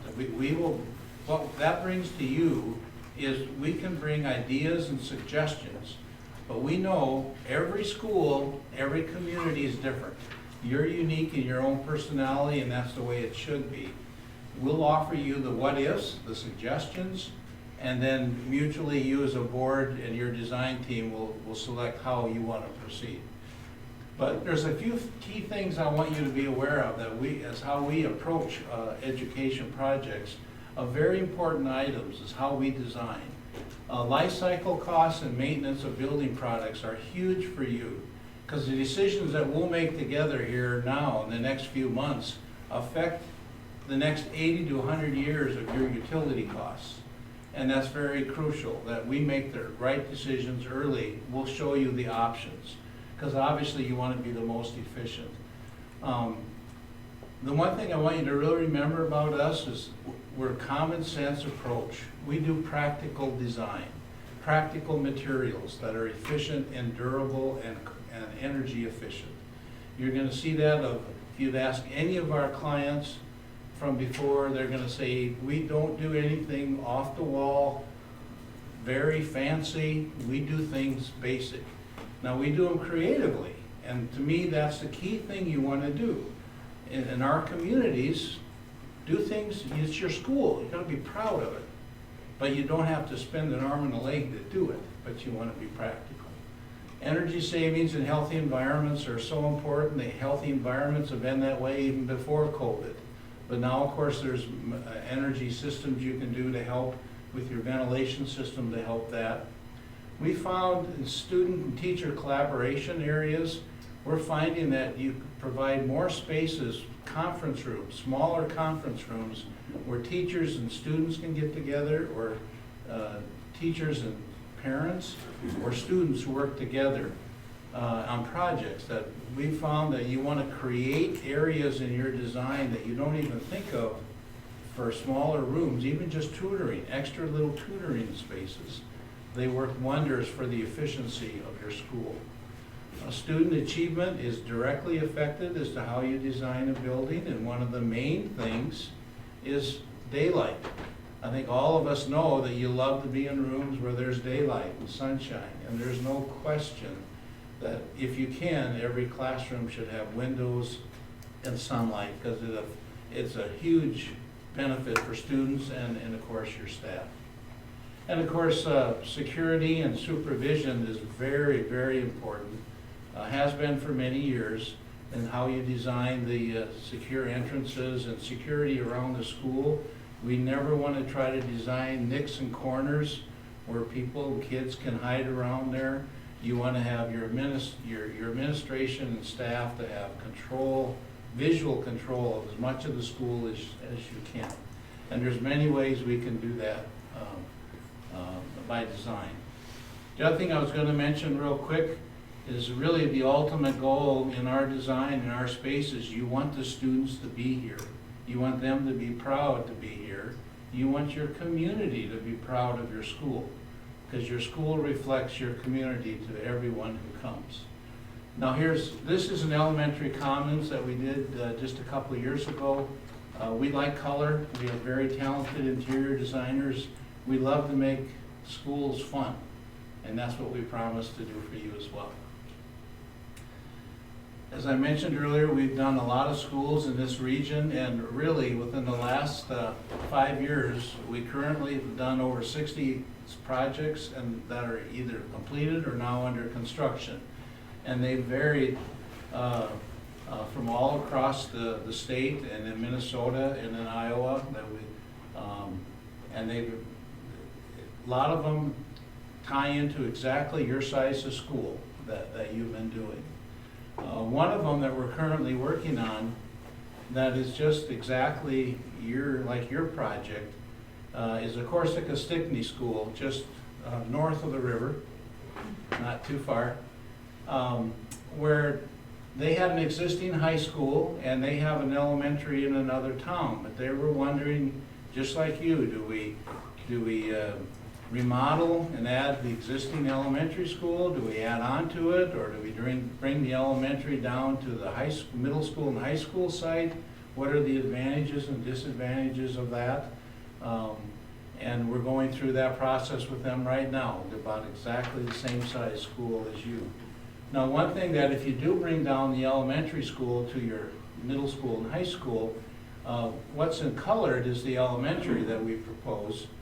And it's very important when you have a K-12 facility that you try to separate the kids, the A by age groups, as best that you can. You want your elementary separate as much as possible, but there's a lot of advantages of shared rooms, of music or library, etc. One thing we're proposing here at Corsica is a new student commons that's kind of showing up there in the middle. That can be the commons not only used for the evenings and then have 2 different gyms, so you can have 2 different activities going at the same time, but the elementary kids can eat there, but the kitchen is still down in the main center area, down in that area, and we just take the food up to them. So we'll ask you questions on if you decide to come up here, you want to make sure you handle that in a very efficient way. Another project that I just wanted to show you, again, just use of simple materials and color, is out just north of Rapid City in Somerset. Is a new middle school that we designed for grades 5 to 8. Here's a good example of a learning center that works out extremely well. Space out in the middle of the classrooms where you can do all sorts of activities for the kids. It really is a learning space. It's not just a hallway for people to walk through. Another project, Kadoka Area School, master plan for a new high school for them, just completed here last year. We like to use color even in gymnasiums, high school. This is Redfield. This is Redfield School District. They started a similar place where you guys are at, doing a facilities assessment to try to decide what they had for facilities, what they should do. And they had also done sort of the, where do we put the elementary? Does it stay with the K through 12? Does it go on a different site? Does it stay on the other end of the block? What happens? Ultimately, they decided that we would keep the auxiliary gym, or the competition gym and the shop, and we would, through phasing and different processes, complete the K through 12 all on one site. And it was through a lot of different programming and different meetings and things, and we're gonna walk through, this is actually the example we're gonna show you that we used for our process to walk you through it. This is their media center and library. They are also a one-to-one district, and they were asking for different spaces where the kids could kind of crash with all their stuff, and this is looking out onto their interior playground since they are K through 12. This is an elementary school we just completed last year. It's actually in Sioux Falls Lutheran School. Again, another example of an elementary learning center pod that I wanted to show you as to just the versatility and flexibility that you need to design into your school for future.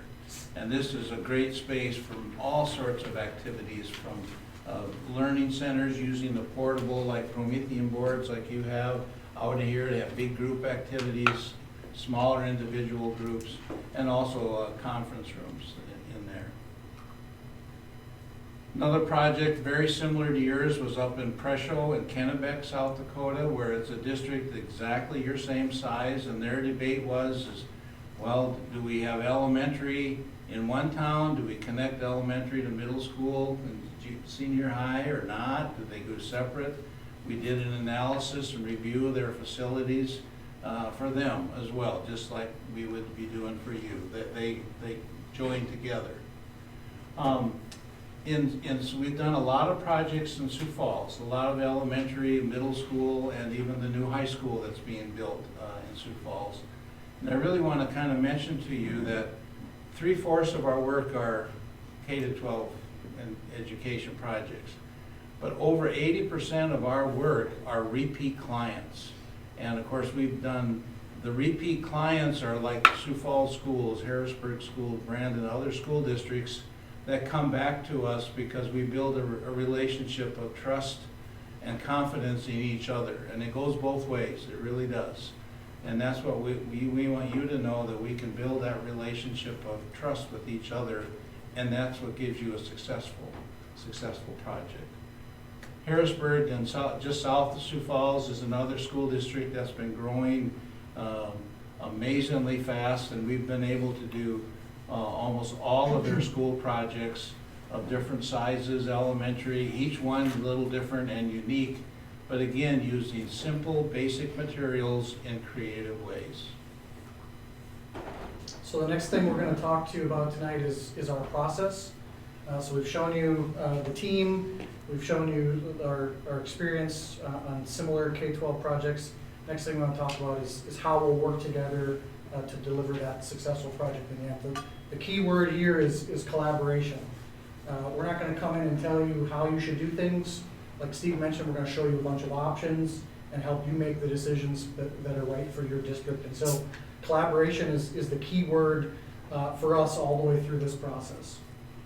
So we deliberately show this graphic that the design process isn't this perfectly linear thing. There's twists and turns through the process, and so it's our job working with districts of all sizes, districts that have tons of building experience and districts that have zero building experience.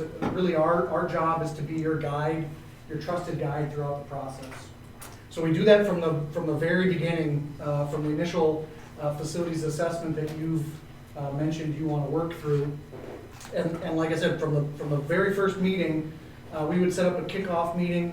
We've got this welcome to the team document that we like to use to onboard our clients so that they know, talking in much more detail than we're going to talk tonight, but how are we going to get from point A to point B and everywhere in between. And so it's that onboarding of an owner so that we're talking about goals and responsibilities. We're talking about all of the issues that might come up, the terminology that we're going to use and throw out just sort of naturally through the process to make sure that you're as comfortable as you can be as we start the process. We think that's really important. We've done this with a number of districts. Redfield is a prime example where we took, it was a half-a-day meeting where we just laid everything on the table, talked about the process so that they weren't surprises along the way. The district and the administration that we're working with was ready for all those things right from the beginning. Well, as we get started, the very first thing, after we have our meeting with you and set our goals and objectives and community involvement and what phases you want that to be, because every school district handles that a little different. As though you all want community involvement, it's just where and how do you do it that's best for you. We'll discuss that. But the first thing we'll do is, and Terry and I will be very involved with it, is, you know, doing the evaluation of your existing schools and your elementary schools. We're gonna go through and analyze it, you know, a lot of things you already know already, but we will do a report and analyze the pros and the cons of that facility as to what, and are there possibilities to add on and et cetera. But it's good to document for everyone's benefit what needs to be done. And that's our job, to show you that in terms of building and structure. This is like a report of what we did at Redfield for the different portions of the building. We like to do a written document so that you have it to share with your community, that you've done your research. This is the building program, so this is what we went through with the school. This is from Redfield as well. Just as I said, this was our example. And this is where we went through and figured out all the spaces that were needed by the district to go forward. And then we assigned a square footage to each of them with background knowledge from us, but working with you as well, to make sure that we could get down to the bottom and have a roadmap of where we were going, for which spaces we needed, and how much square footage we needed, because as everybody knows, the square footage is tied to how much we gotta spread out and also the dollar amount. And then we took this and turned it into a 3D graphic, or I'm sorry, a visual, so that those spaces that are on that spreadsheet are assigned to these colors in these different spaces, so that it can become a graphic representation, so we can start to look at what's actually gonna get laid out. The importance of this early work is that this really lays the foundation for the whole rest of the project. And so having good quantitative and qualitative information in this building program lets us do some thoughtful, really quick concepts to get the process started. So we would come down with your committee, and like here, there's like 4 different options we've shown here. We have at least that or more that we come down and share with you, do a charrette with you, discuss them, and ultimately you like, well, we like a little bit of this one and a little bit of that one, and then with the give and take we do with you through 2 or 3 meetings, we end up with a solution that seems to solve the biggest, it solves most of your issues. So at the completion of the facility assessment phase, that would be the time where we would typically expect, if bond funding was going to be needed, that then you would go out and do the bond vote. We've got all kinds of experience with many different districts to assist in that process.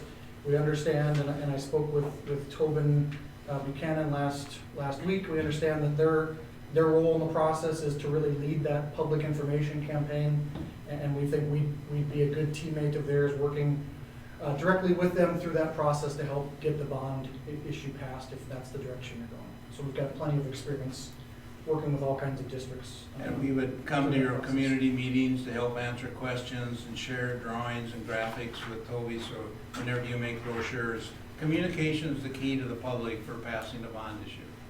You know, communication of the facts, not the other kind, because that happens on its own.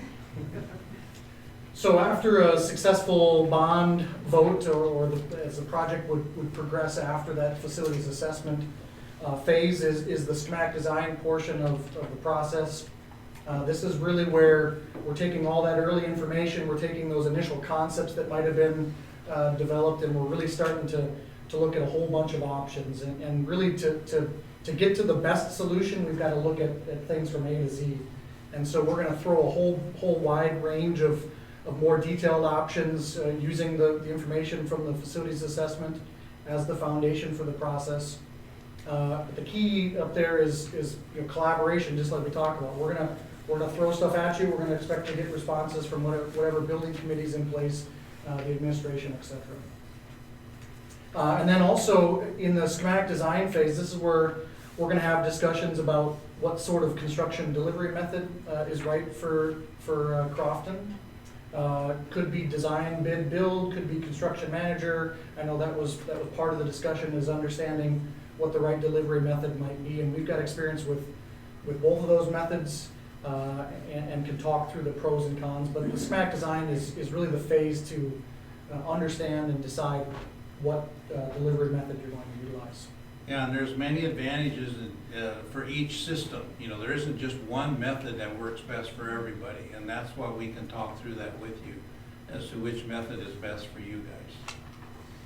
So our process is about collaboration, and through that collaboration, we'll build consensus.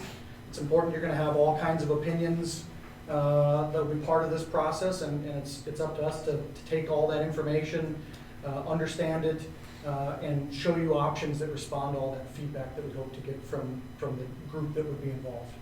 So we really want to work with you to develop the plans of the school. So here's another example from Redfield. This is what you'd be seeing at the schematic design phase of the process, is a little more detailed, but still relatively loose in nature. Still lots of things to be resolved and worked through in the process. And this one's a good example of a K-12 facility where the elementary and the middle school, high school wings are separated. They're joined together for the spaces where they need to, so the kids can stay separated. They have their own space, but yet they can come together when they need to, like for some gyms and music and libraries that are shared. So the north is the elementary school, the south is the high school, and then shared things of auditorium, auxiliary gym, library, etc., kind of through the center, the connection between those two. The other thing we like to do in schematic design is, as quickly as possible, we want to start showing things in 3D. We're used to looking at 2D construction drawings on paper all the time. We understand that our clients aren't always used to that, and so as quickly as we can get into 3D, the better, because it makes sure that we're on the same page and we can clearly communicate what we're proposing for solutions. Another part of that process then in schematic design is continuing to get community input. So at Lyman School and a lot of our schools, Redfield was the same. We're still attending bigger community meetings, so there might be a smaller building committee that we'd be working with. But we also want to share the ideas and the concepts with the larger community if that's something the district wants to do. And so we'd expect or be willing to have bigger public information sessions as the project would proceed in schematic design. We like to use technology, renderings, computer renderings like you're seeing. So the top image is the Sioux Falls Lutheran School, same with the bottom left, and then here's the actual construction. And so, like I said, as quickly as we can show things in 3D, the better, because we're communicating more effectively with people that aren't used to looking at those types of drawings on a daily basis. So things like the renderings, animations, you can see up in the top right-hand corner, person using a virtual reality goggles. We can send out email links where people can bring up images on their phone, and as they move their phone or tablet, they're immersed in that environment, either exterior or interior. So 3D printer, all of these tools, these fun things that we get to do, one, they're fun, but secondly, they have a purpose of actually helping communicate our ideas. That's how we justify it. So really quickly, I'll show a quick animation of this Sioux Falls Lutheran project. And again, all of this is meant to communicate to the community what you're doing. In Sioux Falls Lutheran School, one of the advantages of showing people what it looked like is they were in we were assisting them with raising money, which they had to do. Here's like their learning center. I showed you pictures of earlier, but this was in our early design phase, so people can understand what these rooms are. And when people in the community can understand what you're building, they usually support you and the reasons why. And that's, of course, what you want to say to them. And the walkthroughs on the inside and even the outside of the building can be fun. This is their early childhood wing. Again, we like color. we like buildings, schools should be fun. When you get out in the real world, it's not as fun as when you're in school. We all know that.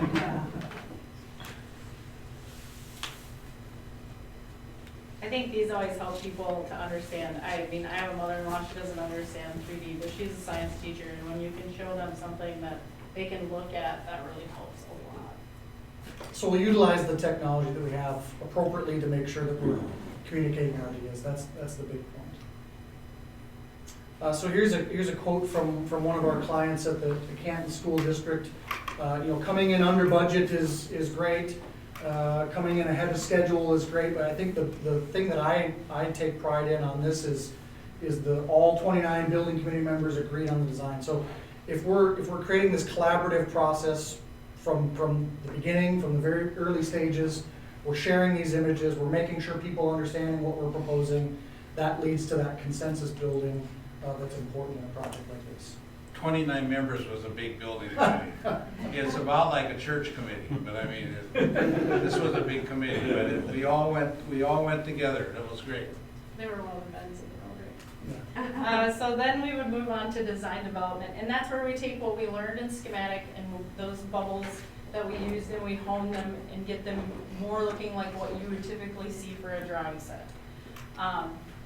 This would be what I would consider a DD set or design development set, because there's not a lot of dimensions, but it does show you a lot of the furniture layout, which is important because then you can see what's going to fit in those rooms and what's going to work and how we can lay different things out. You can see how many kids we can serve in the commons, things like that.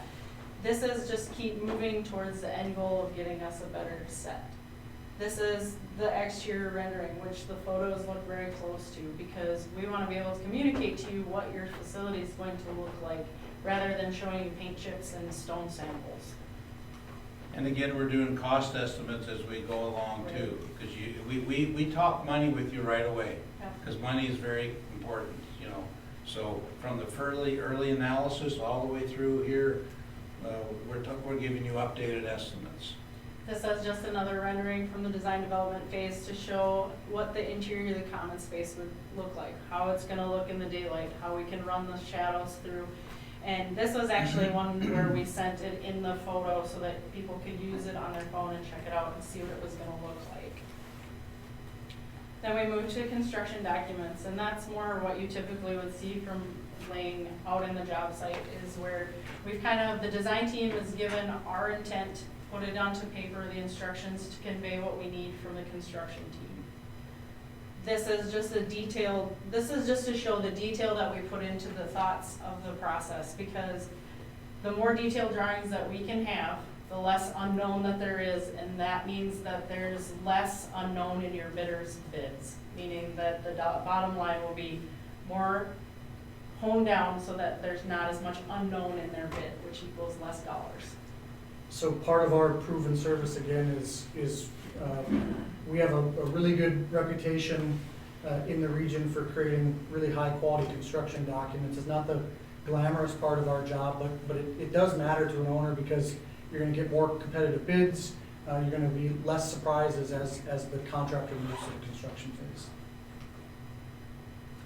Then we move into the bidding, which is soliciting all of the bids. We handle the phone calls, the questions. We get together with the different subs and everybody that has questions. We put out the addendums. We take care of that. And then it moves into construction administration. And we play a very active role in the construction administration, meaning we're going to be on site every 2 weeks. And that isn't to say that in that time we haven't received 600 phone calls from the contractor as well. But we talk to them, we take emails, phone calls, texts, and make sure we're moving through and keeping that communication going. The on-site meeting is to be able to walk around with the design team, with the owner, and the contractor to make sure. This is a lovely picture of Andrew at his construction meeting. And off to the right, you see what we consider what we use as a punch list, so that we can communicate both visually and line by line the issues that need to be corrected. It's just a process that we go through to make it quicker. I think the key thing that Terry said is active participant. We don't finish the construction documents and hand them off to the low bid contractor and say, good luck. And, you know, we take a very active role throughout the duration of the construction project. And if things come up, you need to have a special meeting, we'll be here, because we can get here, you know, very quickly. So you schedule bi-weekly meetings, excuse me, but if special review is needed, we'll be here, no question. So the last thing we have, timing is about right. The last thing we have before opening it up for questions is, you know, Terry and I were both able to come down and get tours from Mr. Look, and so talking about the desire to put things into 3D as quickly as we can, we've taken a look both at your current elementary site and the site, the property that we're on this evening, and just started to formulate in our heads what some of the pros and cons are, get an understanding of the buildings, getting an understanding of the layouts and how we might attack this project and how we might look at and analyze the different options that have been laid out, whether it's addition and renovation to this facility or new facility on this property, whatever the option that comes out of that facility assessment process. We wanted to get going and we're ready to get moving right away to do the further analysis of both pieces of property. And I definitely see options here at your existing site for, you know, additions and remodelings and/or a newer school on the same site. Because obviously when you look at a school building, it's not only the building itself, the physical nature of it, but location and community reasons are just as important for a school. And having a school in the center part of town, there's some real advantages of that. But again, our job is to go through and list those advantages and disadvantages with you to help you make a decision. So two of the two most recent new elementary schools that we've done for the Sioux Falls School District have been on existing school properties. And so we've constructed the new building on what was the playground. When the new construction is complete, you tear down the old structure and that becomes the playground. So we've got experience doing phasing and trying to think creatively to solve that problem of how can we get this done? How do you still operate as a school district? How do you make all those things work? So we've got really relevant experience as far as doing a project on an existing site. It has its unique challenges. But you can't put it in front of us and now expect us to already start having ideas as we're driving around, so. When you look at the middle school and high school site where we're at today, you know, the big thing that I want you guys to know is that, you know, we were born and raised around here. We know where the northwest winds come from. That's the first thing we look at. Keep, like you've got here in your high school, keep your doors on the south and east if at all possible. We always design with that intent. But when you do bring a K-12, if you decide to go to a K-12 facility at one location, there's a variety of things that we really want to talk about and design appropriately. You know, and the one is, you know, parent drop-off for elementary kids should be far enough away from the high school kids who are driving here. Because there's usually conflicts. Separate them the best you can. And every school district, the bus drivers, my heart goes out to them, but you know what? Keep them separate too. If at all possible, keep parent drop-off separate from buses. We always separate them when you can. And again, as I mentioned earlier in some of our other K-12 projects, if you decide, and I could see this going both ways, either if the elementary was connected or not connected to the existing facility, but if they were connected, you want to make sure, and I can keep going, oh, we're good here, Andrew. You know, that you want to separate the kids by age levels the best that you can. But you know, maybe you share the administration, maybe you share the commons, how do you handle the eating? But yet you want them separate. How do we share music? But you want to keep things separate. The parking lot's so important that, you know, high school kids got to come here, community comes here for your high school events, but you want to keep the elementary playground as far separated as you can. And of course, then there's the playground area for the elementary, but the fields, their soccer field, their softball field, their kickball fields.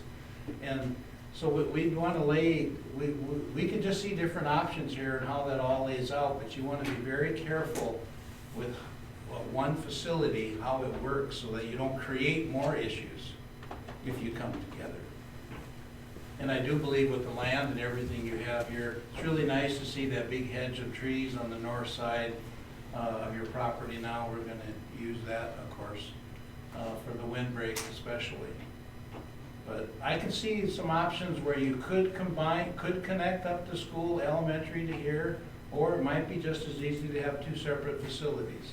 But the big thing there is staff. You know, we want to talk through with you how your staff work together. You know, because there can be administrative and education advantages to be together and even in one building. If, you know, music or art teachers are running back and forth all the time, well, I mean, those are things we need to find out from you, what's best for you as you function. So wrapping up before we take questions, want to talk about why we think our team, Architecture Incorporated, is right for Crofton School. We talked about creative solutions and developing those with you in a collaborative process. Talked about proven service, dedicated, passionate staff that will work with you to deliver a project, and then a unique team. We have the qualifications, we have the passion, we have the desire to work with you, and really ultimately we listen. That's our job, is to come down and understand what you need, what's right for your community, what's right for your school district, and deliver what is right for you, not the preconceived notions that we have in our head. So with that, we'd love to answer any questions that you might have. And we listen. I have a question. Yes. I don't know if you can answer it or not, but can you share what the price tag is on Redfield and the Sioux Falls Lutheran School? Sure, what the prices were? Yeah. Redfield was about 23 million by the time it was done, but that was 120-some thousand square feet. It was, really the only thing that remained on that project was the gym, the competition gym, and the shop. Oh. And there was a street that went through here that we vacated. There were three separate structures on the other side of the street that ended up coming down. So that was a massive project. Construction took 30 months because we were building it in multiple phases. So that was a much larger project. It was K-12. Their district, as far as student numbers, is probably twice the size of Crofton. But it was such a big project because we had demolition, we had construction logistics, that sort of issue. And that Lutheran High, that's one right on the Interstate 229 or Correct. 25. Yep, right on Interstate. How much was that 220. one? Their total cost there was 14 million, Oh. except 3 million of it was for site work, because 1 million, they had to build a street to get to it. Mhm. And the other 2 million was for the earthwork and all the utilities. And so the building itself was around 11 million. I would guess And the total cost per square foot there for the building was like 160 a square foot. Steve is a walking cost estimating encyclopedia. So we do, I think we take pride in doing cost estimates. We're really good. We'll do detailed estimates just like a contractor would if they were bidding it. So we're looking at square footage of walls and square footage of floors and structural steel. We're doing all those quantity takeoffs. And we're really pretty good at doing cost estimates. And like Steve said, we want to start that early in the process and keep updating that the whole way through. Well, and really what we do is we go by experience from previous projects of similar size and character. So that when we give you some numbers, we have the data to back it up. Because we do a lot of schools and we see a lot of bids. So we record them and we use them. But also part of that experience then is, when it would be appropriate, if it was desired, is we could have a crew of people up to Sioux Falls, and between Sioux Falls and Harrisburg, we could show you a dozen elementary schools that we've done. But that starts to set that level of expectation, and then it helps because the people are seeing the actual space, and we talk about, well, you remember that student commons at this school, you remember that music room at this school, and that really makes it click more than just line drawings on paper. What size of a school was that in Sioux Falls? At Sioux Falls Lutheran, it's 72,000 square feet.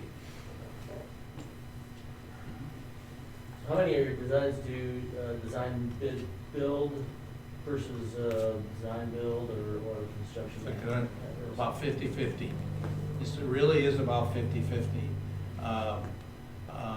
Yeah, I mean, like, for example, like Harrisburg School District and Sioux Falls School District and Brandon Valley, they've tried the construction manager at risk, but they're just solely design bid build now.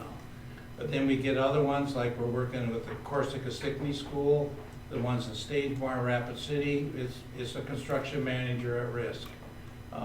There really are advantages and disadvantages of each, and that's why we like to discuss that with you. We really is 50-50, frankly, of what we've done. We do a lot of projects for the state of South Dakota at SDSU or USD. The state almost exclusively now uses construction manager at risk. Bingo. Yeah. So, it's a good discussion that will take up one whole school board meeting probably. I got a question about your ability to predict. We have a president now that seems to be printing money like a drunk sailor. And I see in my construction business, the construction materials are going up. Do you see an accelerated rate of construction materials from an inflation standpoint in the near future? Yes, oh yeah. But with the bids that we've already seen and taken even this year, like we've seen a big jump in steel. Of course, wood's gone through the roof, and you think, oh my goodness. But we've seen materials go up, like a good 10% steel. I've seen at least 10%. But we've seen the labor cost being steady because people have been looking for work. So when it averages out, it's been really close to the inflation rate we've seen of about 5%, 4 to 5%, because it's averaged out.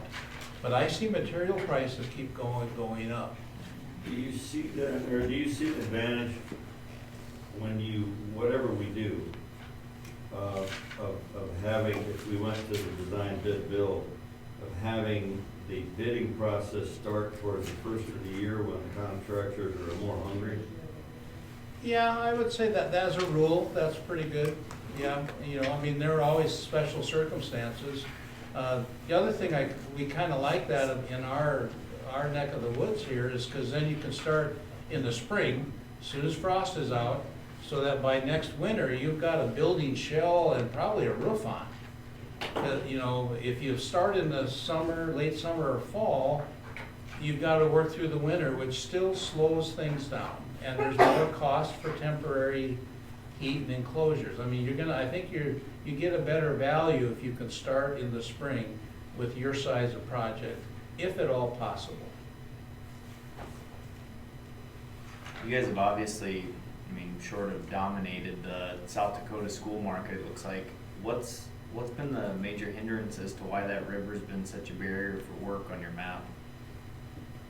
Why aren't there more dots in Nebraska? I guess that's the question I'd have. Well, we've been kind of busy in South Dakota. That's a fair answer.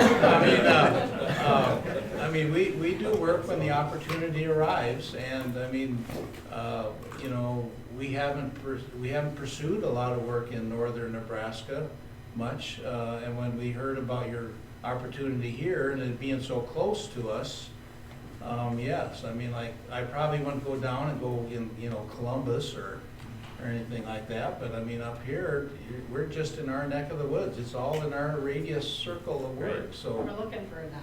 We need another dot in Nebraska. You guys are actually really close compared. We went to Redfield for 6 years. It's 3 hours from Sioux Falls. So.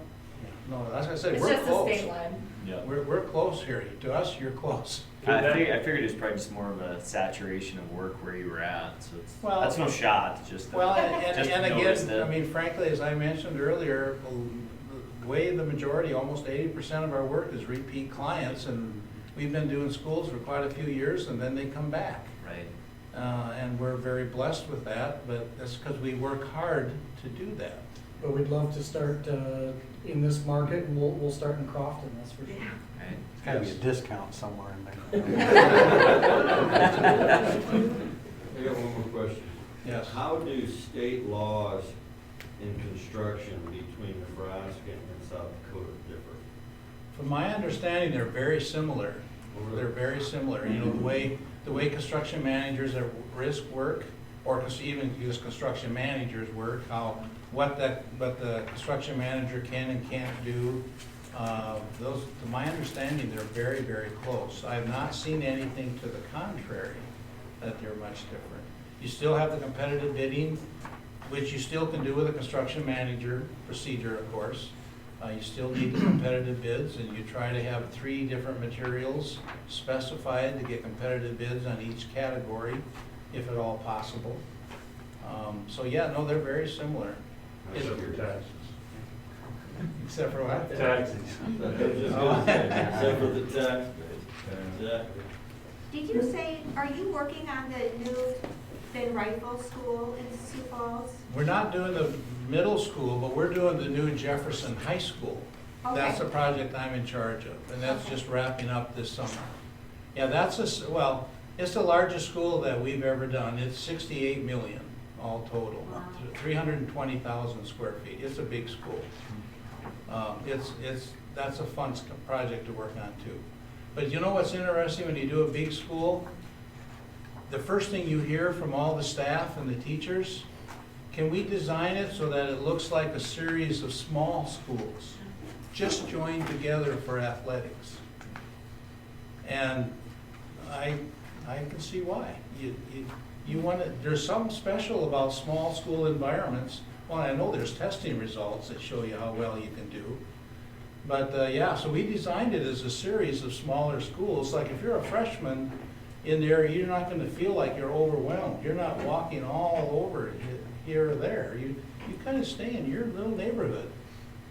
But you do go to eat, and then when you go to music class, but you schedule it administratively so that you're not walking with those juniors or seniors who are going to kind of bully you around. So yeah, we're doing the new high school, and it's going very well.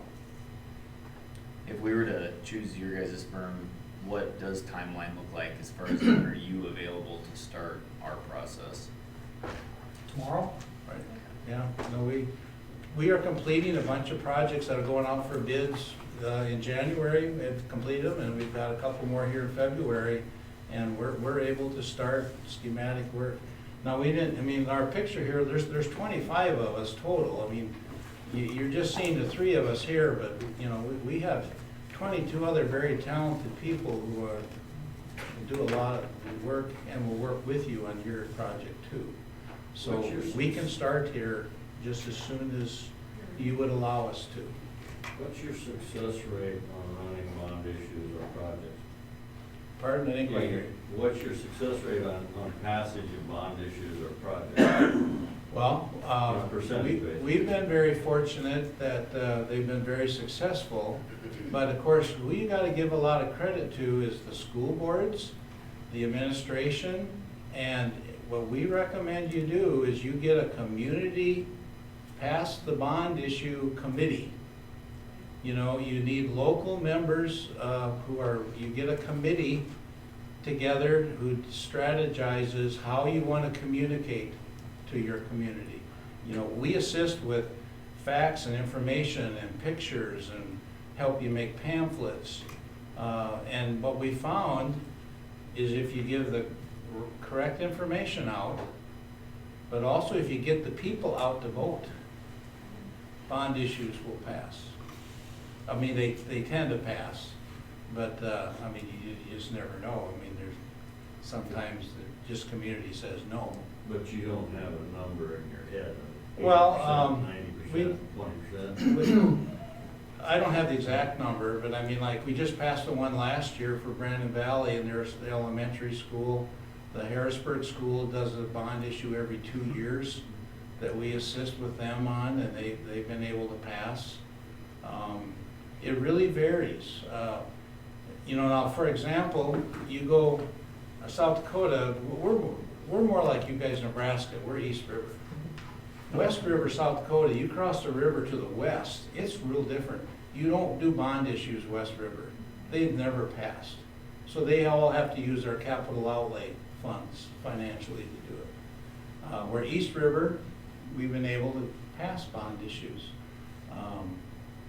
And so, I mean, we had a slide here that showed quite a few bond issues that completed in the last few years. But again, the key to that, in my opinion, is you get a good community involvement and the school board members are talking to your community and get that committee going. Public input sessions, I think Redfield, in the 2 months or so leading up to the vote, I think we were up there 3 or 4 times just doing public information presentations in their auditorium, and then stick around afterwards and answer whatever questions people had. You know, those went a long way to getting the right information out to the public. They were really well attended. I mean, Redfield's a small community, and they really cared about their school, and they were invested, and so they showed up and listened and asked wonderful questions, and we were there to provide the factual information. And we found that those community meetings, you want the 2 people there. Because the community want to know, well, what does it look like? What are you doing? That's what we can answer. And the other one is, well, what's going to cost and how's my taxes affected? That's where you want that bond issue person coming. You know, it's good to have the 2 of us there to answer those questions. Well, we already have a kind of a committee put together. How do you see that? Do you come in and keep that committee? Do you start to put some pieces to that puzzle together? Yeah, I think you do with that? had mentioned that you had 30-ish people. Roughly 20 to 30 people. Yeah, I mean, I think that's the committee that would work through, or that we would work with in the facilities assessment stage for sure, and through the passage of the bond. After that, you know, it'd be nice to narrow that committee a little bit for a real working group that we would work with through the rest of the phases of the project. But like we've said all along, we're not going to tell you exactly how to do it. We're going to talk to you about pros and cons of the size of the committee and figure out what's right for you. And if you're going to do a bond issue, the more people early is good, because they have to, each one of them have to talk to 3 or 4 people. I mean, you got to get the facts out, and the bigger committee early is good for that. If you can get the whole committee agreeing on something. I mean, that's, because we're all people and you have different ideas, which is good. But by already having it established, you're sort of already a step ahead. You gotta show the need. Any last questions?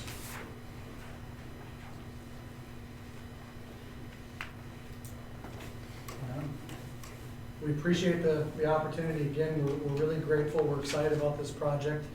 And we think our team is the right team to offer those creative solutions and proven service to help your district get through this process. So thank you. Appreciate your time. Yes, Thank you. Thank you. Well, does anybody want to start kind of where they're at? Or like a 1, 2, 3, or just general thoughts on all 3, or 1, or maybe? Like I was telling Travis, got some things that some people say just jump right out of it. And when he said, we all know where the wind blows out of here for the cold wind, the west wind, I want to shake. Were you sold? I live on a wind tunnel, and there ain't no way to fix it. So when you can face it to the south and walk out of the building on the south side and not have the wind blow you know?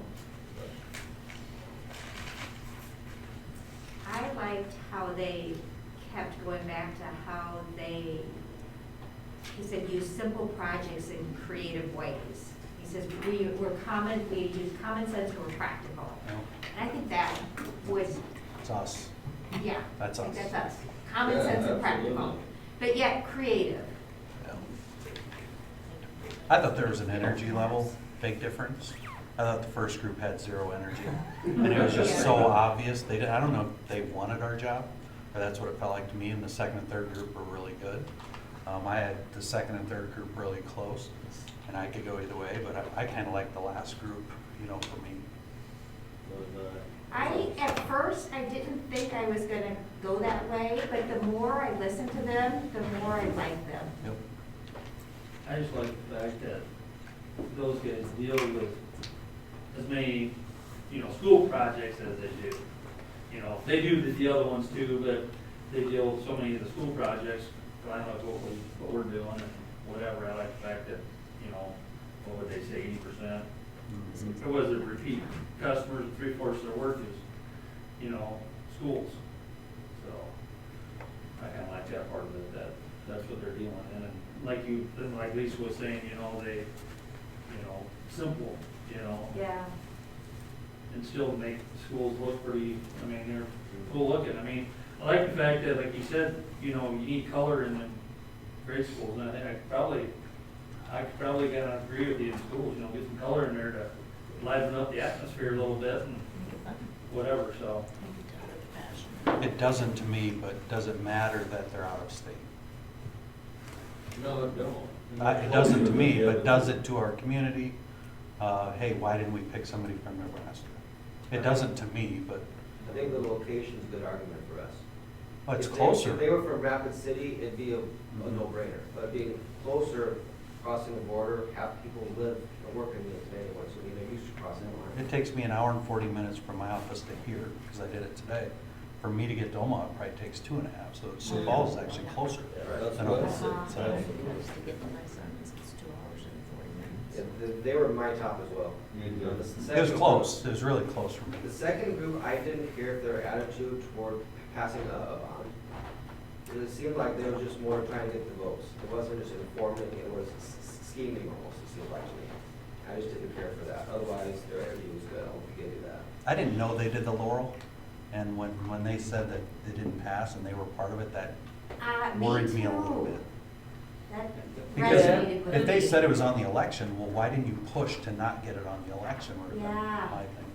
That could have been a local decision. The bond passage issue, really, the percentage really wasn't an issue for me, because that depends so much on this group of people, and you might have one influential guy or gal who's totally against it, and that could be the swing, especially in a small town like this.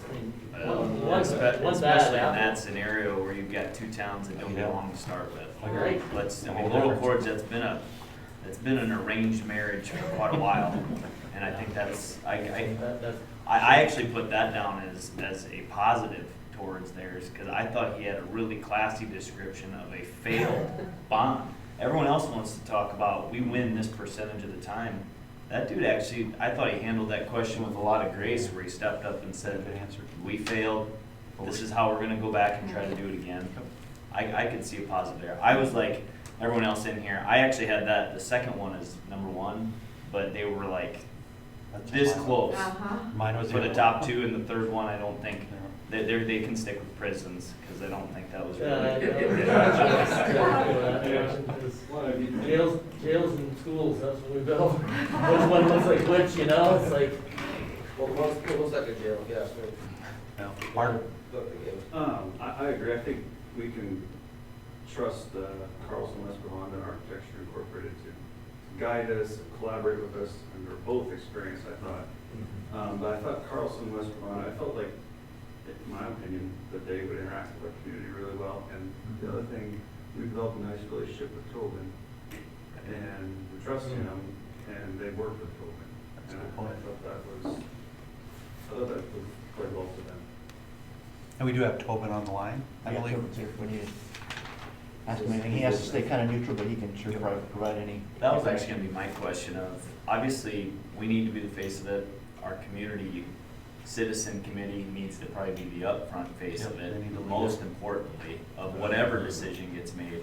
But between the two, Steve's the lovable old guy, but I think you're gonna have a better vibe off that second group that came in. But isn't that kind of Tobin's role anyways? Wouldn't he, Tobin, where does your role fit into that as far as rolling it out to the community? Because we don't really need 5 partner faces when really most of it needs to come internally anyways, for whatever decisions And made. that architecture firm, they're gonna provide the materials, they're not gonna be out there. Try not to. Right. Okay, can you guys hear me? Yep. Yeah, that's a great point, and that's, so even when you get into the architect firm's bond pass rate or fail rate, it's all dependent on what role they played in that, you know. So I think I'm on the same page with you guys. I'm very comfortable with the second and third group. Both were very, very impressive for me just listening to them. I guess I felt like they get it. They get it. They get the process. They've been a part of the process.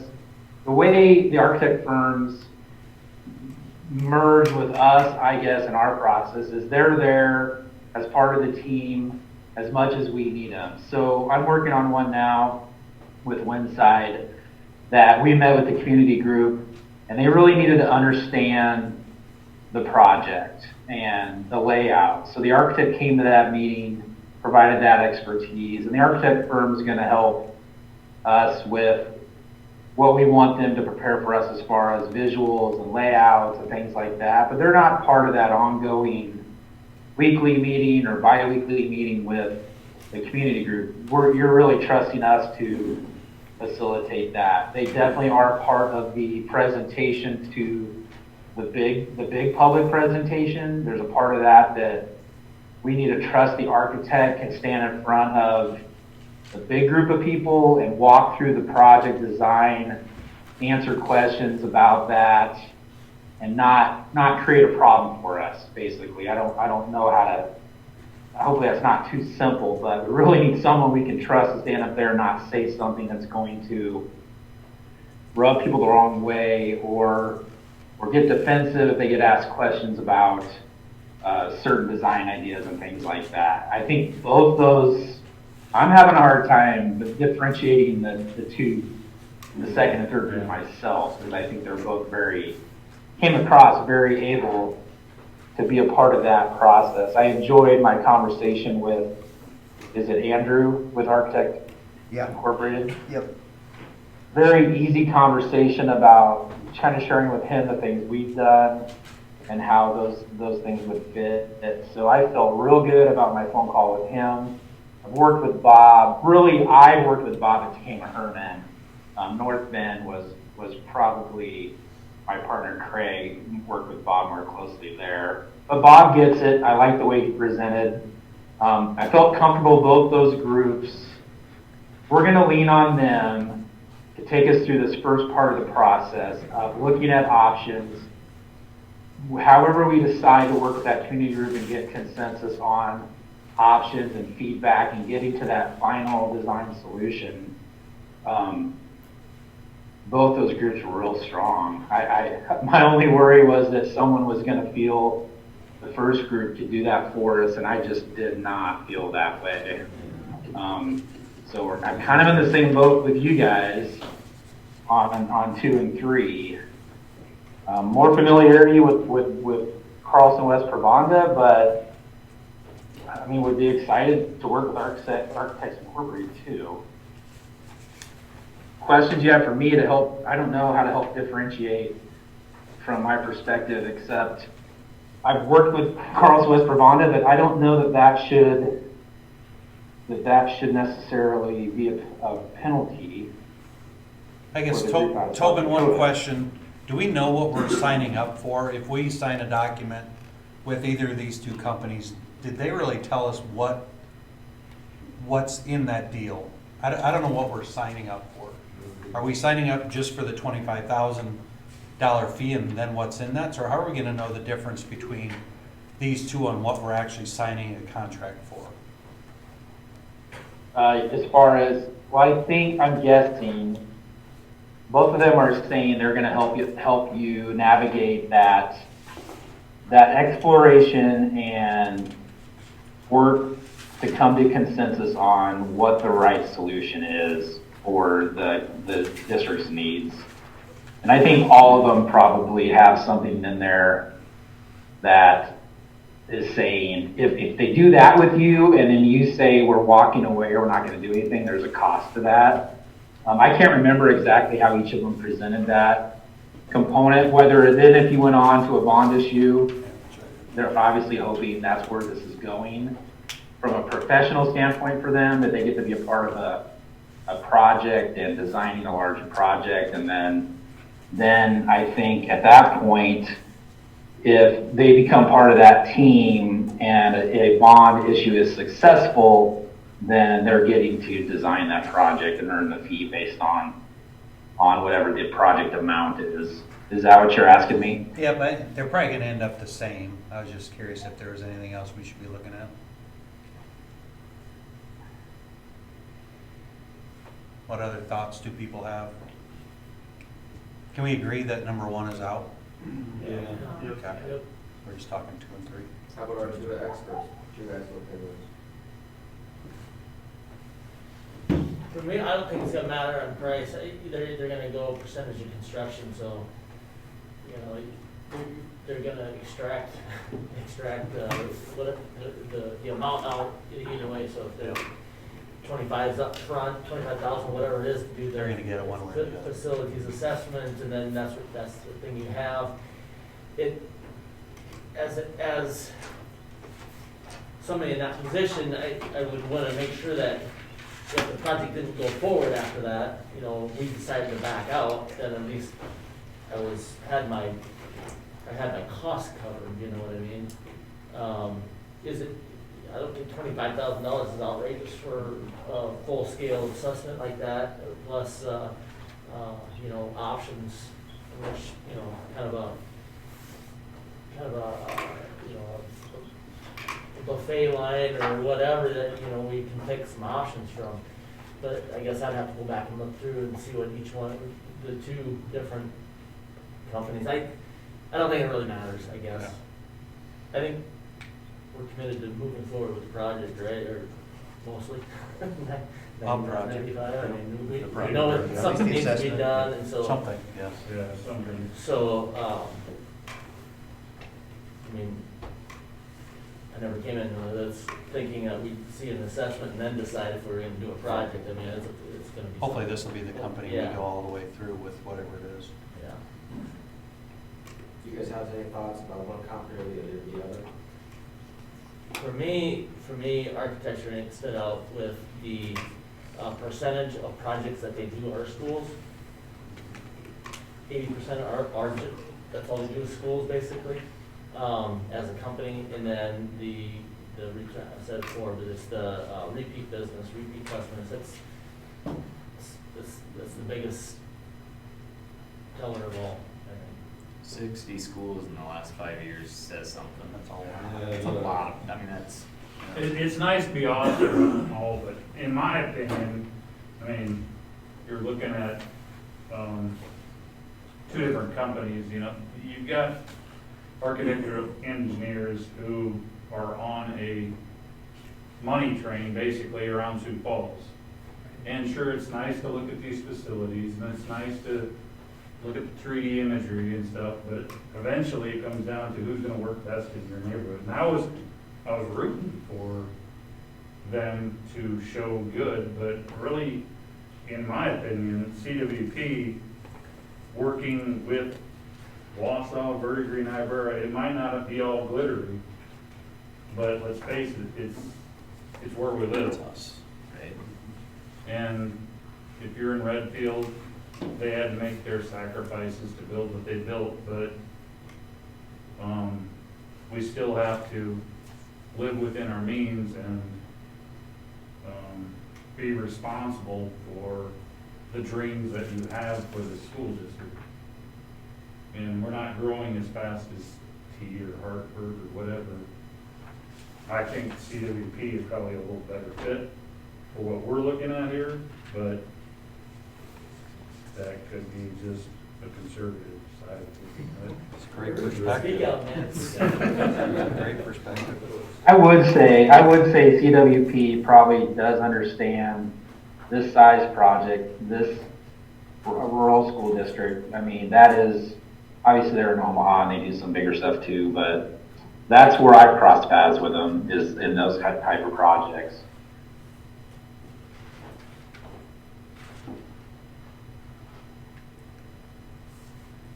Heidi has to do a lot of requests for proposals in her line of work. And she says one thing that no one ever wants to do, but always sets you apart on a request for proposal, is to actually give the end outcome or possibilities for your specific project, because you're not getting paid for that end outcome, or you're not guaranteed to get it. I will say CWP was probably the only one that did that. As far as here's 5 scenarios, looking at your site, what that would kind of need to look like. Not saying that they're any better than Architect Inc., but that is one thing. They took the time to do something that they weren't gonna get paid for guaranteed, which says a little bit. I don't know if it says a lot, but it says a little. I didn't love the proposals, but I love the vision that they gave us. Right. That was nice. I like what Steve said about like having an elementary. He had specific ideas about, you don't want the elementary kids with the high school kids. You don't want them getting dropped off at the same place. I like those practical things. I really did. I was impressed with that. Which one I is vote Steve? for architect right now, but that's my. You know, another thing that I liked about Architect Inc., and I'm sure CWP probably does this too, but that they kind of showcase the data, like this is the square foot, this is the classroom, this is, you know, and they, you know, carried that through on site. They had the spreadsheets with what they needed, and I like that they show that. Like I say, CWP probably does the same thing. They just didn't showcase their spreadsheets and how they analyze the data. They're almost big enough, it's like a metrics approach, like baseball Yeah. and everything's metrics and statistics now. Yeah, They've got but a it big makes enough pool that sense. they're I able to mean, do that, to which is have- a benefit. Yeah, Football gets the same way. Right, I mean, they got a big enough pool that, yeah, they can say, well, we did basically that exact same commons room at this school. Here's what we liked, here's the things Yeah. we would've changed once it was done. I can see it. I think Arc Inc. could bring in some bidders we wouldn't normally have. And we already have a local people who work here working with Niobrara, the Littlefield, they're gonna bid on the project. People know Arc Inc., they're gonna bid as well just because they work with the architects. May broaden the pool of bidders we potentially have, I think. Maybe I'm clearly out of line with that, but it's my thoughts.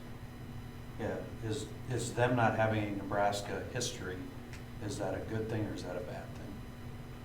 Because it could be a really good thing, because they're gonna try to get us and do it really well so they get more business. Or do they not know about some of the, I think somebody asked the question, what's the difference? Maybe they're gonna run into some things they didn't know because they've never done work. So I think it's a mixed bag, but I think us being their first project might help us as well. There was one out in like I northern should Cherry have. County, there's like one I square. looked that through the barely thing and got I it. couldn't see anything in Nebraska. Yeah. There was one, Yeah, there was one. It's way out there somewhere. It is out there. Yeah. But the I thing don't know if it with, was quite as far as Valentine, but it was up there. the thing with these larger projects like this, they go all out into a bidder's contract book or a bidder's book.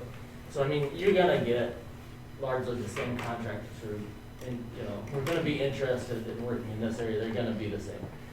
They may have some more pull out of Omaha versus Sioux Falls, but, by and large, you're gonna get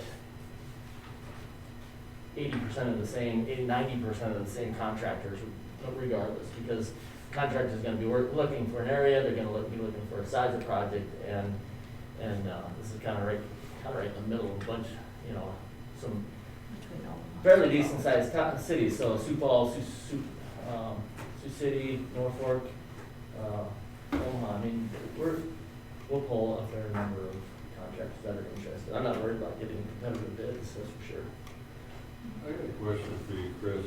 On the first guys in Architectural Incorporated, they talked about, in their books, they talk about their engineers.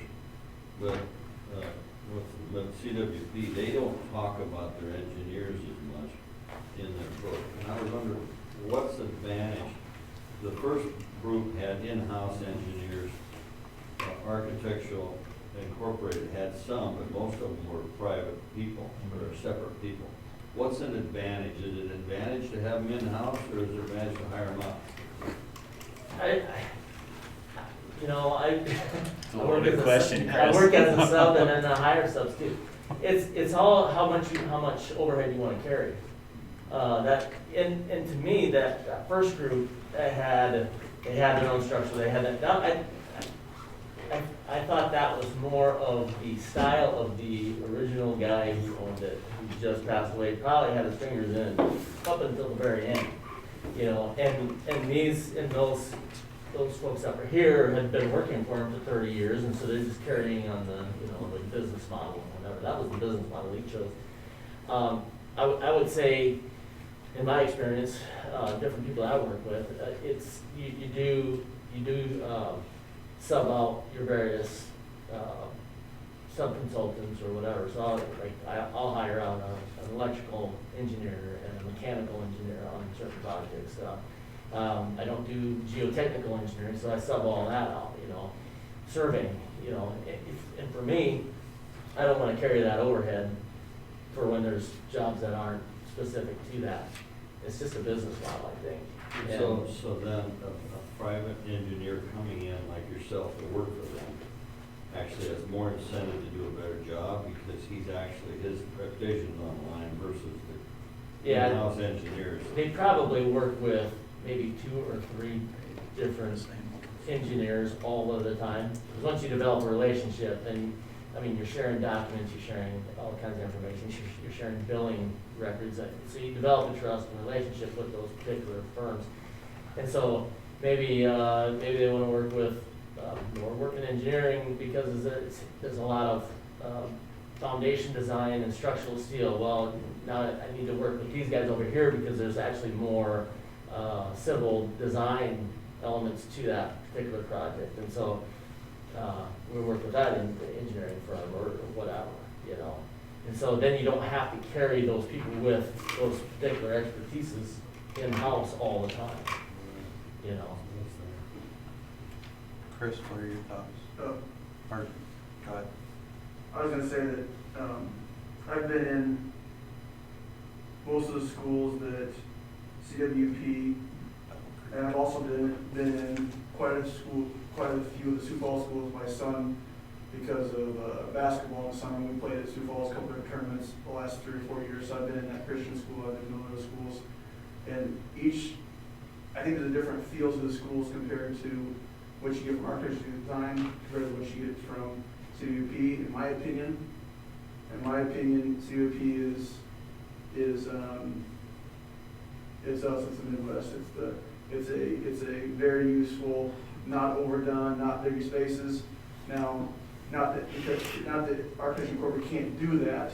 It's just that a lot of those schools that they're doing in Sioux Falls, likely they go from white spaces, the extra room that we necessarily maybe don't need all that. Now, that means they could probably design something more like we need. I have been in the smaller schools. I've been in the Harrisburg School. I've been in the Sioux Falls Lincoln School. I've been in the AUT. I don't know if it's AUT. Can't remember if they said that or not. But I've been in T schools since my in-laws were there. I've been in Wagner School, so I've been in a few of them. And they're nice schools. Both are very, very nice. Look sharp. Definitely more color.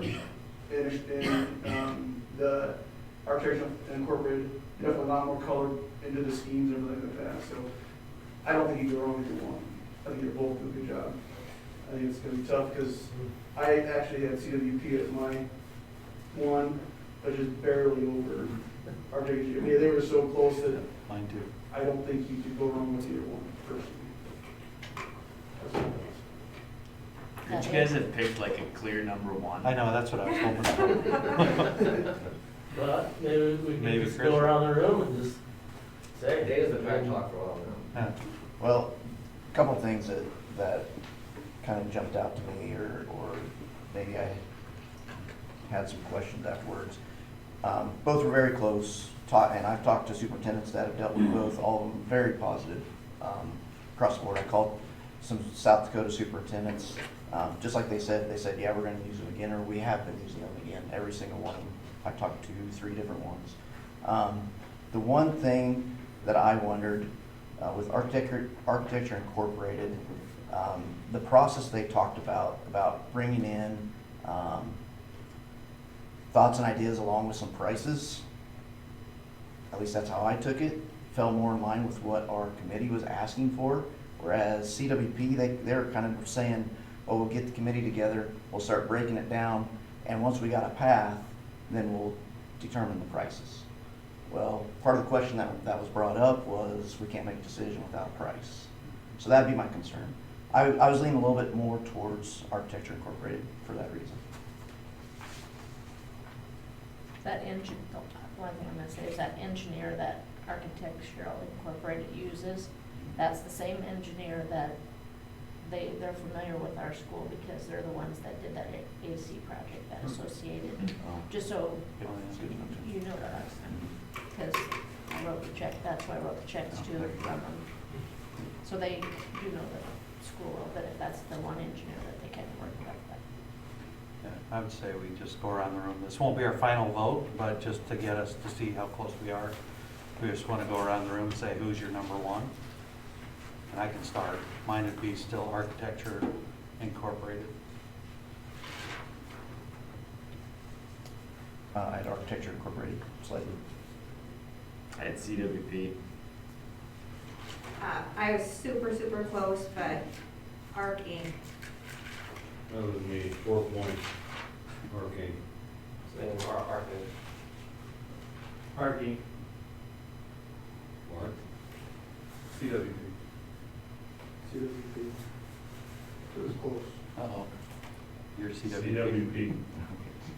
I had our king by 2 points, yeah. Okay. What was that, Chris? I had our king by 2 points. Dana, do you have a vote? I liked our king. So that's, that's 7 to 4. I don't know how comfortable people are with that vote. Did anybody have the two of them farther than 4 points apart from each other? I did not. I didn't either. Mine were 4 points apart. Uh, There isn't a bad choice. I don't think. Either one. 5 to 6. Yours was 6? 5 to 6. Oh, okay. Either one's really good. So I guess between the 6 board members, how were we? I think it was 5-1. 5-1. And that's. I'm the new guy, so I don't count as much. We'll get you in our list. Thank you. Yeah, we voted in now, too. So based on that, do we feel comfortable with the architectural? Yes. I guess if we do, let's need a motion for, what is it? I'll make the motion to enter into negotiations with Architecture Incorporated to serve as the district's architect to complete the facilities assessment pending contract agreement. I'll second.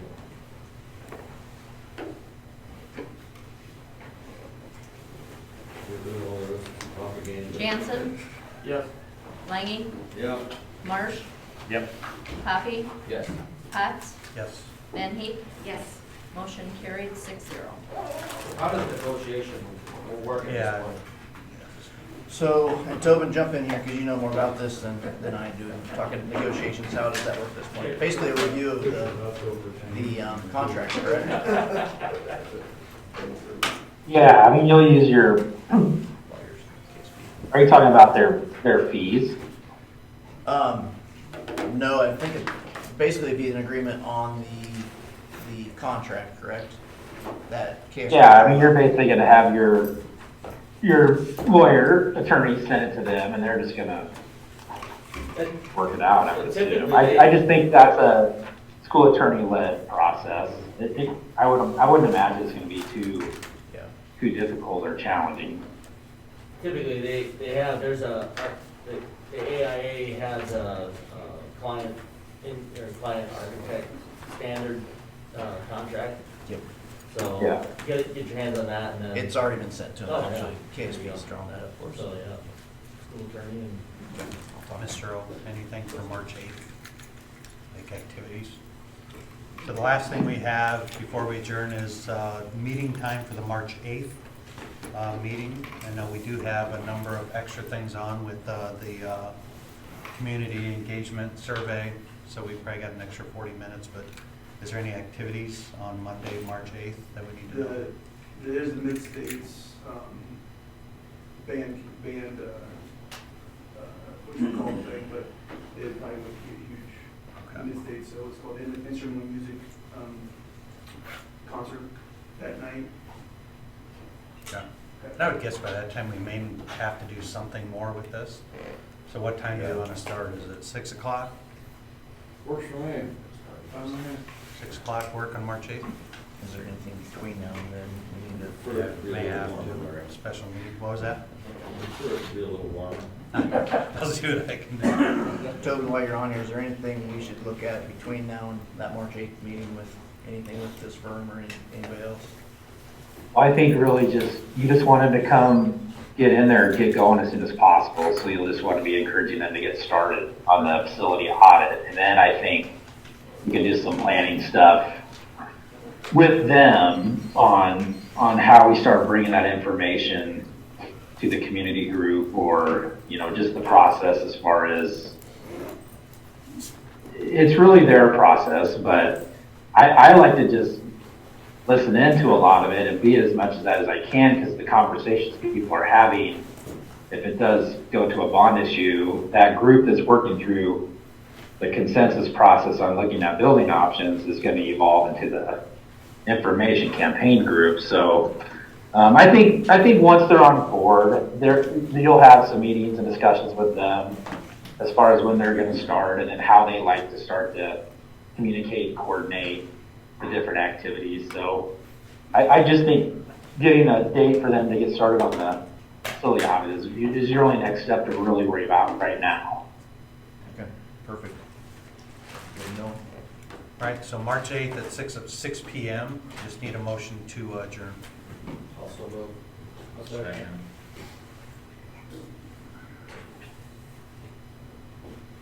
Jansen, Yes. Langy, Yep. Marsh, Yep. Poppy, Yes. Potts, Yep. Van Heek. Yeah. Motion carried 6-0.